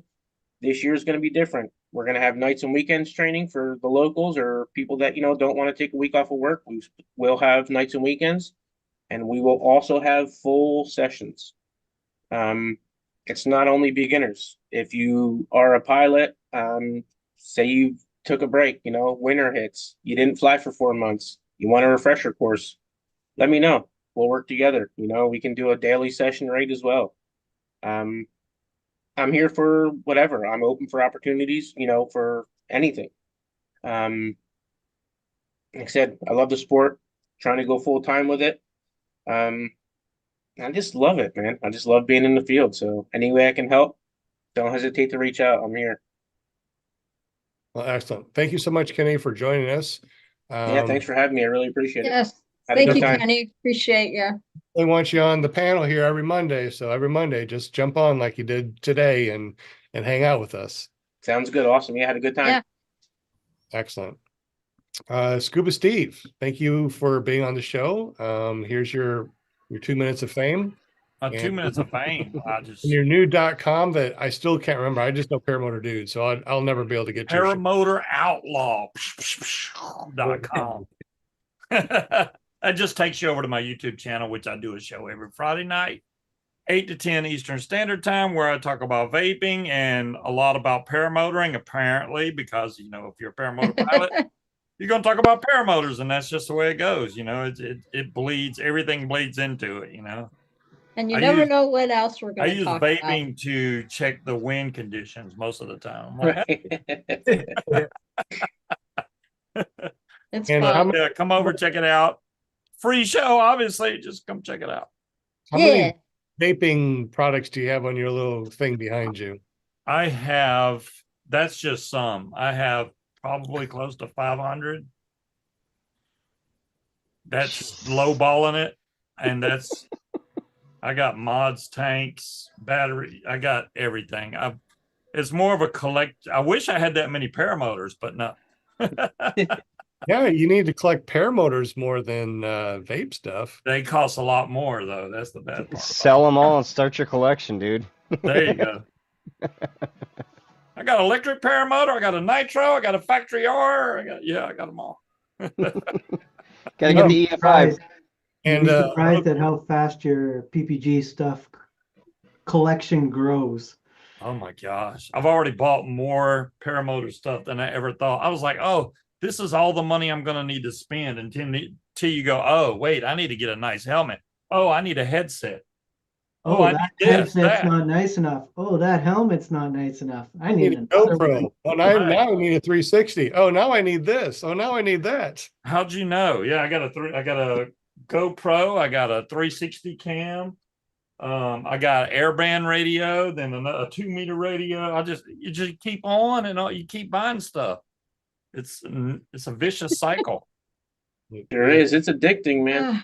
Next thing you know, It's you got addicting. six wings and 4 motors, and yeah. That's Poor true. Munchkin. Oh my gosh. Dude, Yeah.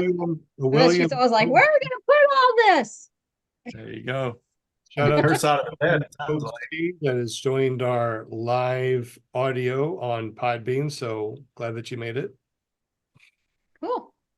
And Welcome. always, Scuba Steve, thank you for, hanging My out with us. pleasure. You've been here for a couple of years now, haven't you? Something like that. Yeah, we're into the 2nd year now. I don't know when because I started flying in May of 2022. So a little bit after I started flying is when I first got on the show. So hasn't been How many flights you got in now?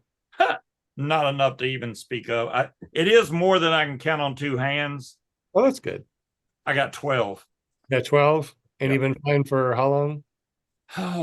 Since 2022. But the problem is I didn't get my equipment till later part of 2022. So I only got 1 flight in that year.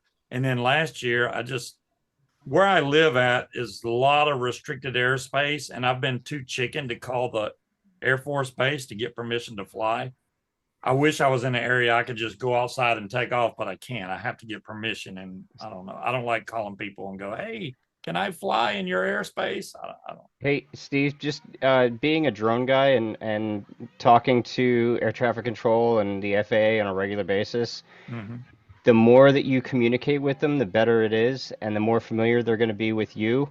And the more that you do that, the more comfortable they're going to be with you flying. Okay. Cool. So, yeah, I'm going to do it this year. My 2 cents. All right, thanks. I'll either call them on the phone or I'd rather call them on the phone than the airband radio because you can barely hear. Yeah. Yeah, it's better to call them on the air traffic control tower direct. Yeah. And don't forget about the 1-800-WX brief. Okay. Got Kevin from the Mississippi, man, not falling asleep tonight. So I guess you got some sleep in. Just a little bit. Just a little bit. And you're the president of Run Into the Sky nonprofit, helping us with our new transition to helping a lot more people, not only disabled vets, but a lot more people coming through the school with really good quality instructors. Tuition is going to be really inexpensive. We got the syllabus and really good quality training for very little. That's because of the nonprofit, and donations that we get are going to be helping a lot of people get into the sport. So thank you, Kevin, for being the president, Mr. President Kevin, and all the cool stuff that you're doing too. Can't wait for you to get back here. I'm ready to get back. I'm tired of the cold weather already. Me too. Yep, I agree. Yep. I also got the Will Fly from Will Fly PPG. Not only is he, part of the team here, but he's also the treasurer of Run Into the Sky nonprofit. He helps us a lot in the background, just like he puts everybody on the spinning wheel of winning things. And he does a lot in the background. So I just want to say thank you very much to Will and everything that he does. Will, thanks so much, buddy. You're welcome, man. You can check out my videos by going to willflyppg.com. And Kevin, say hi, Mom. Your mom's in the chat. Oh, is she? Yeah. Hey, Mom. Hi, Kevin's mom. I like got the her way she hooked put up. sign Kevin's mom. Yeah, I got her hooked up on YouTube, and she enjoys watching this. So she wants to come up and fly. learn to fly anyway. Wow. Well, yeah, you that's got right. a coupon. Give it to her. I There did. you go. That crossed my mind. Ah, Get her in the air, man. there You you have go. the family up in the air then. Yep, she'd enjoy And thanks, Will Fly, for everything you do, all your cool videos, and your Just the Tip. Have you done any more Just the Tip lately? I have not, but flying season is going to start here soon, so I gotta have something to make videos. I need some more content. Exactly. But, You and back burner. you and Shane still doing a podcast on Tuesdays? I'm glad you asked. Yes, Tuesday, 8 p.m. If you go to ppgshane.com, it'll take you right there. And it's just a bunch of paramotor people. They get together and they talk, and it's not limited to just paramotors. As a matter of fact, I don't know what the topic's going to be tomorrow. No one does. It'll just kind of evolve. Organically. Wing it, man. Wing it. That's I like it. I guess that's something that I'm curious for everybody that's still listening to the show, that obviously listens to Shane's show. Do you like where it's just a hodgepodge like Shane and Will does, as far as the hangouts, just a hangout talking about paramotors and whatever, or a show more strict like what we've been doing as far as talking more along the line of paramotors? I'm sure both is cool. But they're meant to complement each other, really. And that was because you do a great structured show. So it's more of just a social outlet, kind of just to hang out and shoot the breeze and right. Just kind of just take it by, play it by ear and see what comes up. Yeah, and you have no filter, while we have like a swear jar, so that makes things a little bit different. We try to We're focus. actually working on the no filter part because it's hard to remember the no filter. It says we're kind of on our, best behavior when I guess we really don't have to be. Yeah. We're working on it. No, and you're putting the audio on the podcast too, like Yep, Spotify, Apple, wherever you get your podcasts, it should be available. Google, all of them. And how do we find your show on that then? You can search for Will Fly on Apple. Well, actually, just search Will Fly on any of the podcast apps. And the new stuff will be coming out tomorrow. So, Craig, I think you were asking about that. The episodes will start, propagating. I guess it takes a while to go over the servers or whatever, but they should be available tomorrow. Excellent. I'm only asking because if people want to branch off on this show to be more talk about anything, I definitely would like to know, because I mean, what you guys got on Tuesdays is pretty much like what Steve does. Steve does, let's hang out and talk about, vaping, and if paramotors comes up, we talk about paramotors. You guys talk about any topic and talk about paramotors too. So yeah, I get some very interesting feedback on my show. Like you spend too much time at the very beginning introducing everybody. That's why we try to go a little bit faster when we do that. And our audio apparently is not, somebody said something about our audio. Everybody has different audio, and it's not like conforming. It's not all good audio. It's like, well, not everybody can buy expensive microphone either, so it's gonna be different. There's no way around that unless we all had the same mic and set up. So that's not gonna. Well, we're all in different cities and states too on Zoom. You can only do what we do, unfortunately. But yeah, we'd like to know. Give us more feedback on this nonprofit podcast. We can pretty much do anything they want to. It's a podcast, right? So if we want to veer off and do something, let us know for sure. Ryan Rides is really awesome. He does drone shows. He's been on the show. He's been on the panel numerous times, and you help a lot too. So thank you for doing for all the stuff that you do in the background and all the cool stuff that you do with drones. I mean, not only do you fly paramotors, but you fly drones. How cool is that? What's the count of not paramotors, but drones in your quiver now? We got 85 drones. we have a complement of 75 that we actually fly for shows. The extra 10 are spares in case, something doesn't decide it wants to work, because every once in a while you get a problem child. But we are planning on we're attempting to fleet by 2. So we're hoping to have 150 by the end of the year. That's the goal. We, in 6 months, this past year, 2023, we managed to make enough money that we actually ended up ahead of where we thought we would be. In 6 months, we accomplished beyond our original goal, and this year we're planning on tripling what we were able to make. So, with that goal in mind, we're shooting for bigger shows and a bigger fleet as well, to enable us to accomplish more and do play ball with the big boys. Basically, we're hoping to expand into a bigger market and get into some of the bigger clientele that has more money to spend, so that we can put on a bigger show. And that includes fireworks, because a parent company of Starflight is a fireworks show. So is a fireworks company. So we want to include that. What we actually, at the end of this season, we started doing drones and fireworks at the same time as a married entertainment form. So it's exciting. It's really cool.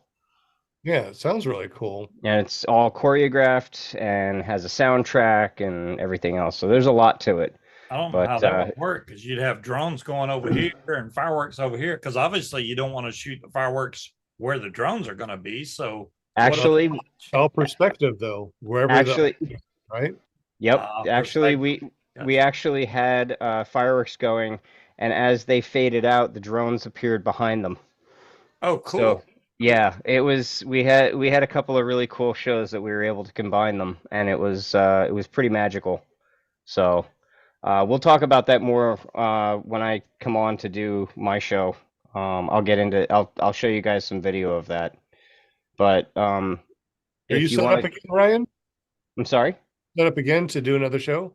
Yeah, Linda and I have actually been talking about it a little bit. I'm working on trying to figure out my schedule to be able to make it and have everything ready in time to do a show. So yeah, I'll be back. Yeah.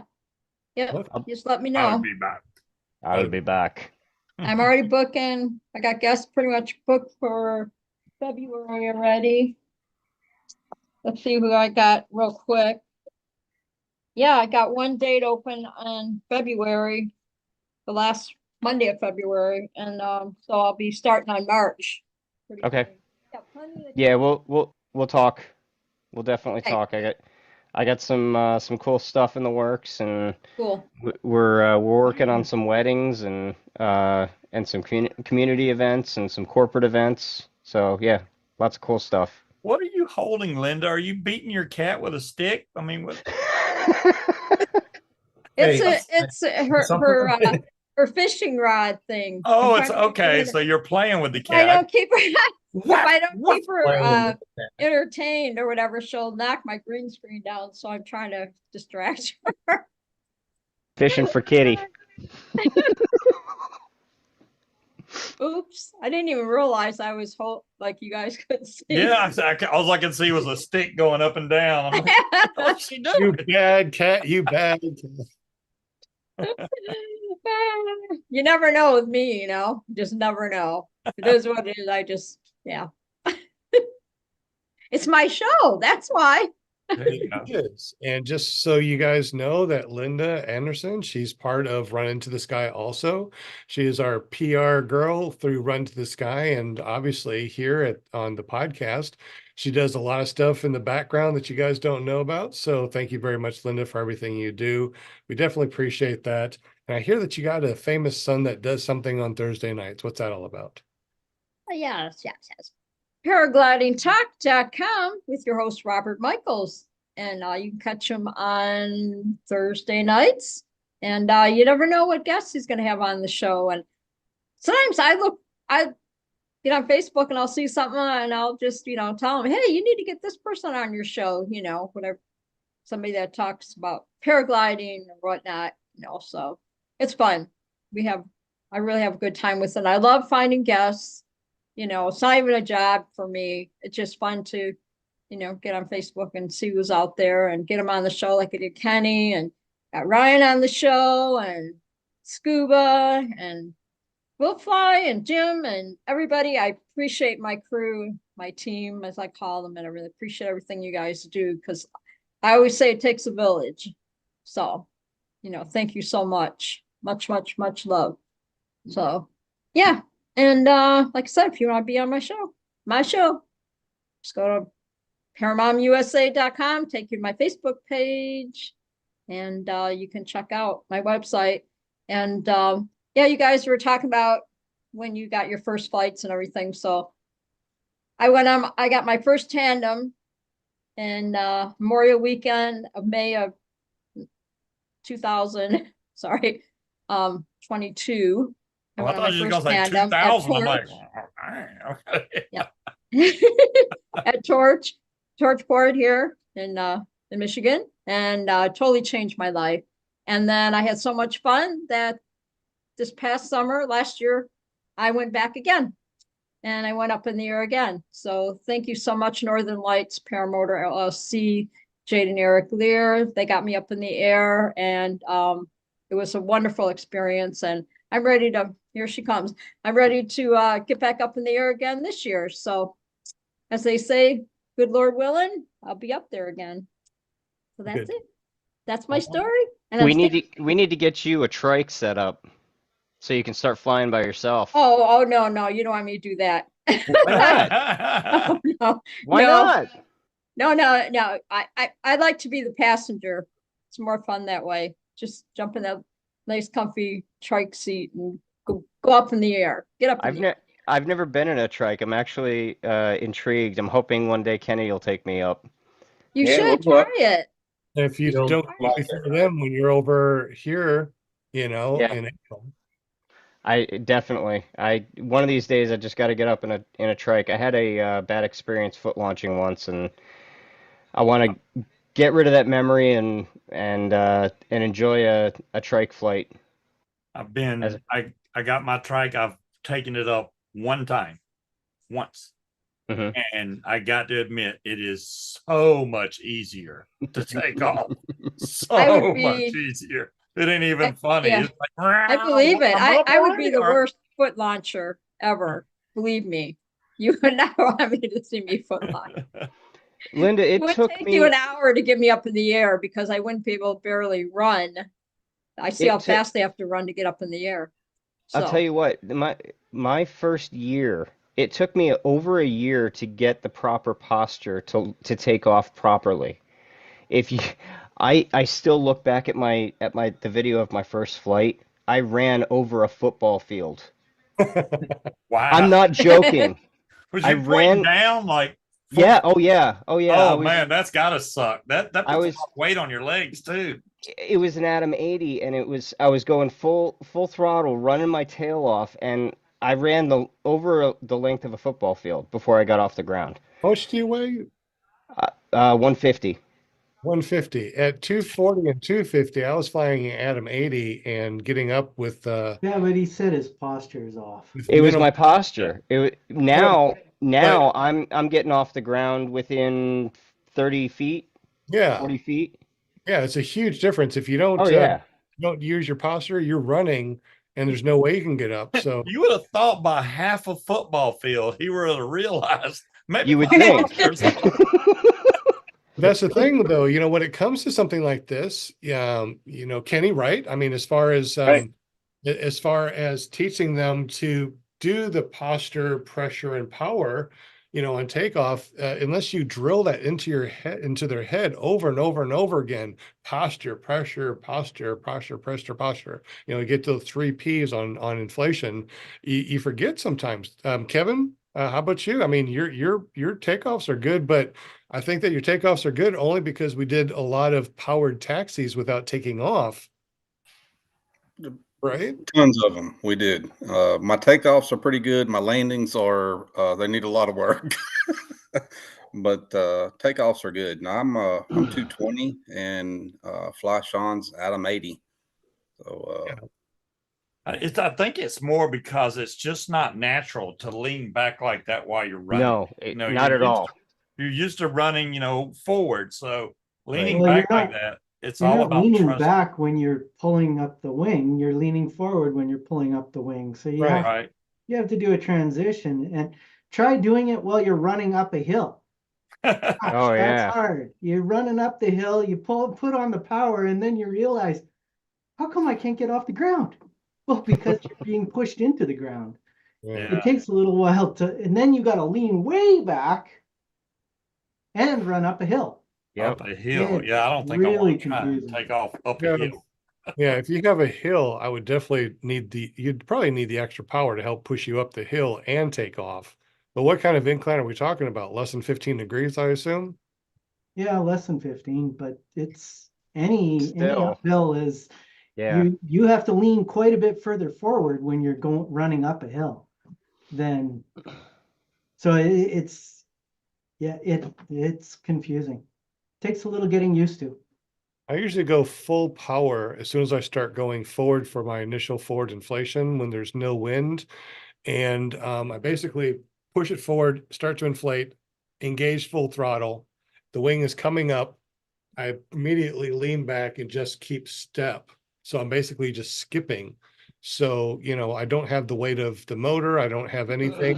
I'm not running forward. But yeah, you're right. It does take a while, but once you get that posture, Oh, it you're makes a huge takeoff. difference. Huge. And I'll be honest, if Kenny was around as an instructor when I was learning, I would have totally spent the money instead of self-training in a heartbeat because it would have saved me so much of a headache trying to figure out the launching and the landing. Those are the two things that I always had issues with. In fact, I ended up having to get one of my other buddies to help me out with my landings because after I think it was like 35, 40 flights, I got spooked on landings because I had an incident where I ended up face planting. I felt like I flared and nothing happened, and I just went into the ground and just went face first. And I ended up popping my shoulder out, and I brought it, I popped it back in, but I was out of commission for quite a few weeks, and it spooked me. And I ended up getting one of my buddies to kind of help me out. Kenny, Chris Albright helped me out. Yeah, right. And I mean, he had me doing touch and goes by the time I was done within 30 minutes, I was doing touch and goes with him because he instilled that sense of calm and confidence in the process. And I ended up doing a crosswind touch and go with him within 30 minutes because he kind of gave me a couple of pointers to help me with the flare technique, and it made a huge difference. So yeah, if I could do it all over again, I would have definitely gone to Kenny because it would have saved me so much of a headache. He seems pretty calm and laid back. I don't think he's one of them cool guys. You know what I mean? No, well, it depends. I'm not saying names, but I'm just saying. I'm sure when Kenny's rooting for his students, he's egging them on pretty good. Yeah, but having somebody motivate you is one thing, but if they're yelling at you because you're doing something wrong, then that, I didn't want a trainer that's gonna, yell at me. That's why I went with Kyle. I mean, at that time, because I knew he was laid back and seemed really nice, so that's why I went that route. But yeah, he seemed. If you're yelling at them, it takes longer for them to get it. You gotta just coach them through it. You gotta work with them, and like I said, every student's different. Everyone accepts that training a different way. The one thing about aviation that surprised me coming into it, because I came into aviation, and I'm not just talking about flying paramotors, I'm talking about flying drones. the one thing that surprised me about the whole thing is everything is slow. You have to make decisions and act according to those decisions. It's not react. It's make a decision what needs to happen and do it. It's not just react to something. Because if you react, that's when you make mistakes and that's when bad stuff starts happening. And part of that is taking the time to process what's happening or understand what's happening. And by understanding and processing, you're taking that beat to keep your emotions in check as well and react accordingly. And a good instructor is going to be able to do that and keep their cool and realize and help the student realize that it's not about reacting, it's about understanding and making the right decision. See, that's another thing. Like, Real quick, I don't mean to interrupt. Real quick, Will says he's got to go, so we're going to say goodbye to Will real quick. Hi, Will. Will, Yes, it's been a great show, guys. Oh, Thanks, don't Will. forget the second annual Flight for Gauge Fly-In, March 21st through the 24th. You won't want to miss that. Then you go to Southeast Paramotors page on Facebook, tell you all about it. You'll have a great night. And thanks again, Kenny. You were awesome, man. Yeah, Will. Thanks, man. Thanks, Good seeing Will. you. Thanks, I Will. was just going to say that a lot of times when you go, especially to big fly-ins, like Bad Apples or something, people feel pressured or rushed. And that's why you see a lot of bad launches because they're rushing to take off. I mean, you need to take as much time as you need so that you're safe before you take off in the air. I mean, rushing is not going to help anything.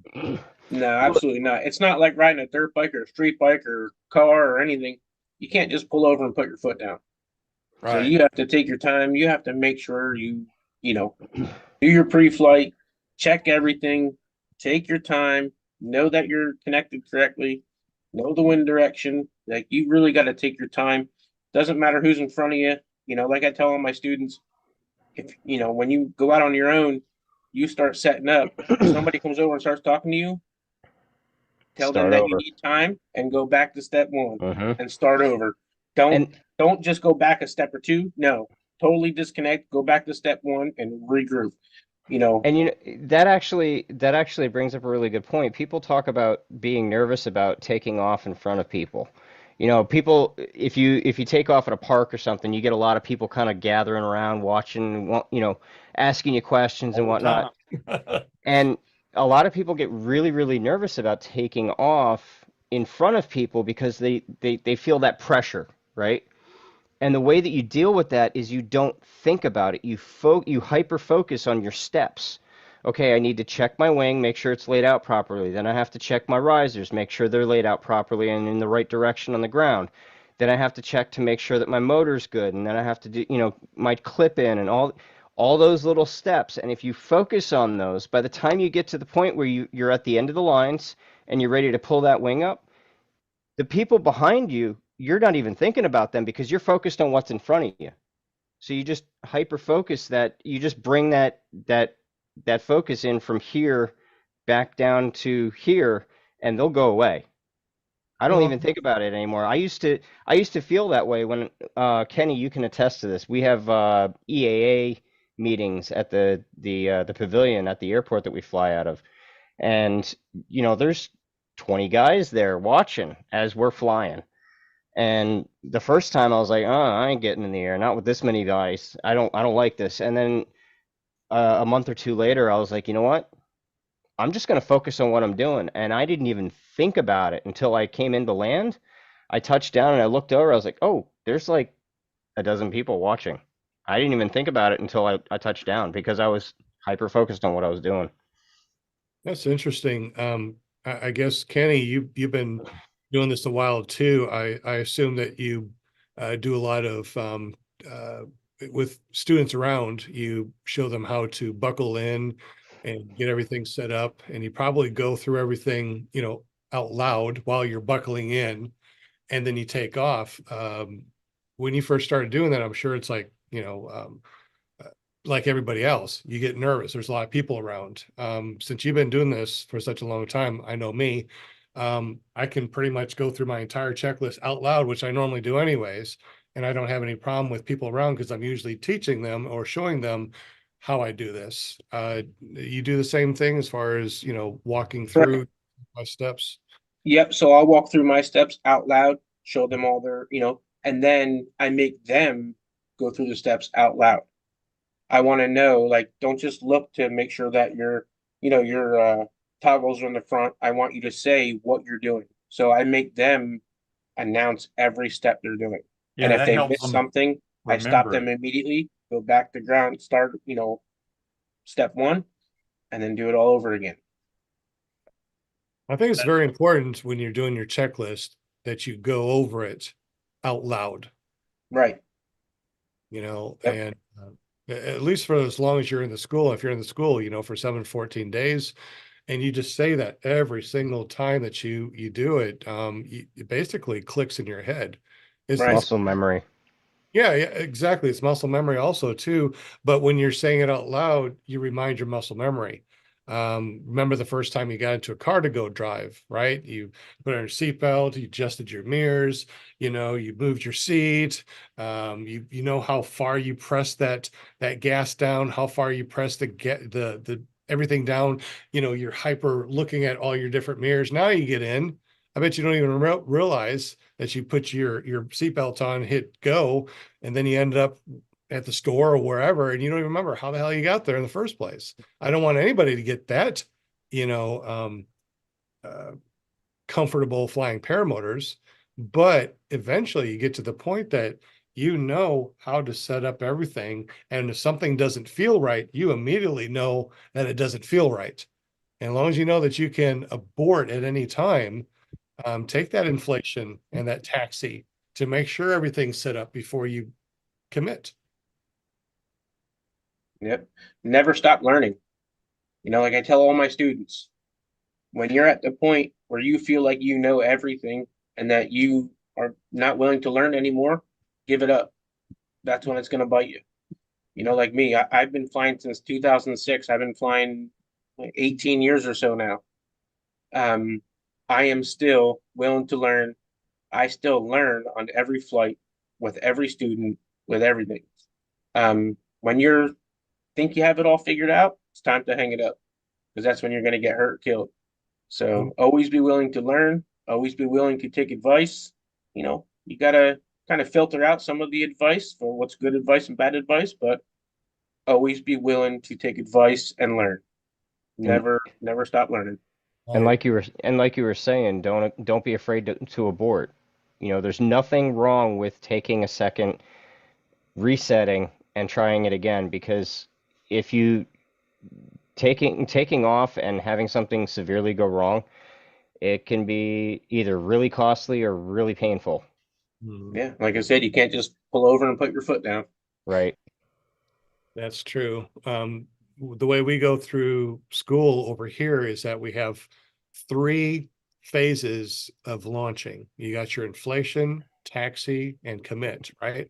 So your inflation, obviously you're inflating, making sure it's above your head, taxi.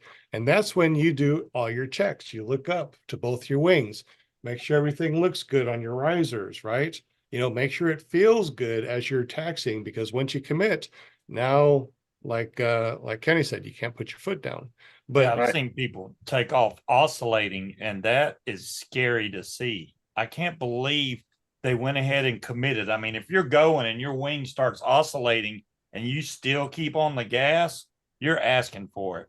Yeah, especially on a trike. Oh yeah, on a trike, it's even worse. Right. Because a lot of people don't realize that on that trike, that if here's the trike, you start doing your pendulum this way. If you do take off, now you're going to pendulum back this way, and you're probably going to hit. You're going to hit the ground. Yeah. Yeah. So hard. Yeah. So we kind of do same thing as you do. We do inflate the glider, fly the glider, then fly. So that's how I train. Inflate the glider, fly the glider, like taxi in the glider, and then, like you said, then go for it. I like that. And it's all the same thing, as long as we can remember as new students and bring it into our flying career, that inflation and taxi, you can abort at any time. Right. And it usually take much to set it down, fix it, and go fly. I know there's been many times that I did do one video. I normally do 3 times and I'm done, right? I usually do 3 times. But looks like Jim needs to go. Jim, let's go ahead and say goodbye for you. We didn't even get your goodbye or anything. And here it is after 9 o'clock. So Jim, our official sponsor of Run to the Sky, Clear Prop TV, PPG Grandpa's Paramotor Podcasting, all of your paramotor calendar, whatever, it's all because of Jim. And I was just thinking that mine smells like maple syrup, so it was really I don't think I don't know how Ryan you hasn't sent me syrup that thing, maple but- syrup flavoring yet, so I don't have it. Oh, maybe it was just sticky from when you were having your maple syrup pancakes in the morning. When I was rubbing my hundos on it, huh? Jim, Thanks, drop your address in the chat, in the private chat, and I'll get you a bottle. No, actually, in all honesty, I can't, because my wife is seriously allergic to artificial flavors. Oh, So that would be a real bad thing. okay. But, thanks for the thought, though, Ryan. Appreciate it. Yeah, if you want a calendar, ppgcalendar.com. And fly safe. There you go. Good. Thanks for hanging out. It was awesome, Jim. Kenny. Thank you. Thank you. Thank you, Jim, for everything you do too, buddy. It's about that time, huh? It is about that time. So I know that we want to talk a little bit after we go off of the live stream, because I think Ryan wants to talk about something. Linda wants to talk about something. If you got the rest of you guys need to go, that's no problem. But if you want to stay in the after show that's private, you're more than welcome to stay and talk about more paramotor stuff as we normally do. So I'm going to say goodbye to everybody. Definitely appreciate you. We'll see you next month. Thank you. Erik, we're Thank you, here. everybody. Bye, everybody. More. Thanks for hanging out. We had Kenny, and we definitely appreciate him over at PPG. You can find him at paramotorpa.com. Scuba Steve, paramotorugly.com. What was it? Paramotor people. Outlaw. And Paramotor he's at Outlaw. Paramotor Arkansas.com or something. Yeah. ParamotorOutlaw.com. Come on. It's easy. I just know paramotor dude. So Steve, I like it. I'll remember it. It's gonna take a there minute. you go. It's gonna take a minute. I don't know why you didn't get Scuba Steve PPG.com. That would have been really easy. I guess I could have. I'll think. Why not well, both? Why not both? Right? Why not both? Yeah, there you go. Why not? Exactly. So we'll say goodbye, everybody. Fly safe, and don't forget tomorrow, ppgshane.com. Wednesday, paramotorgirl.com. Thursday, paraglidingtalk.com. And Scuba Steve on Friday, it's not Paramotor Dude, it's Paramotor Western. Western Something. Outlaws. It can't be Outlaw that damn- Scuba. Paramotor Paramotor Outlaw. Outlaw. Is it law or outlaws? Outlaw, no S. Paramotor Outlaw. So I'm going to grab the outlaws, and that way when somebody types in the wrong one, it goes to my site. There you go. Go for it. I don't want Take it. All right. Good night, everybody. Stay here if you want to talk after the Thank show. you. See you next Bye. week. See you guys. PPG Grandpa's Paramotor Podcast, Clear Prop TV, our nonprofit Run to the Sky Paramotor Podcast. Wait till All that other stuff. See y'all later.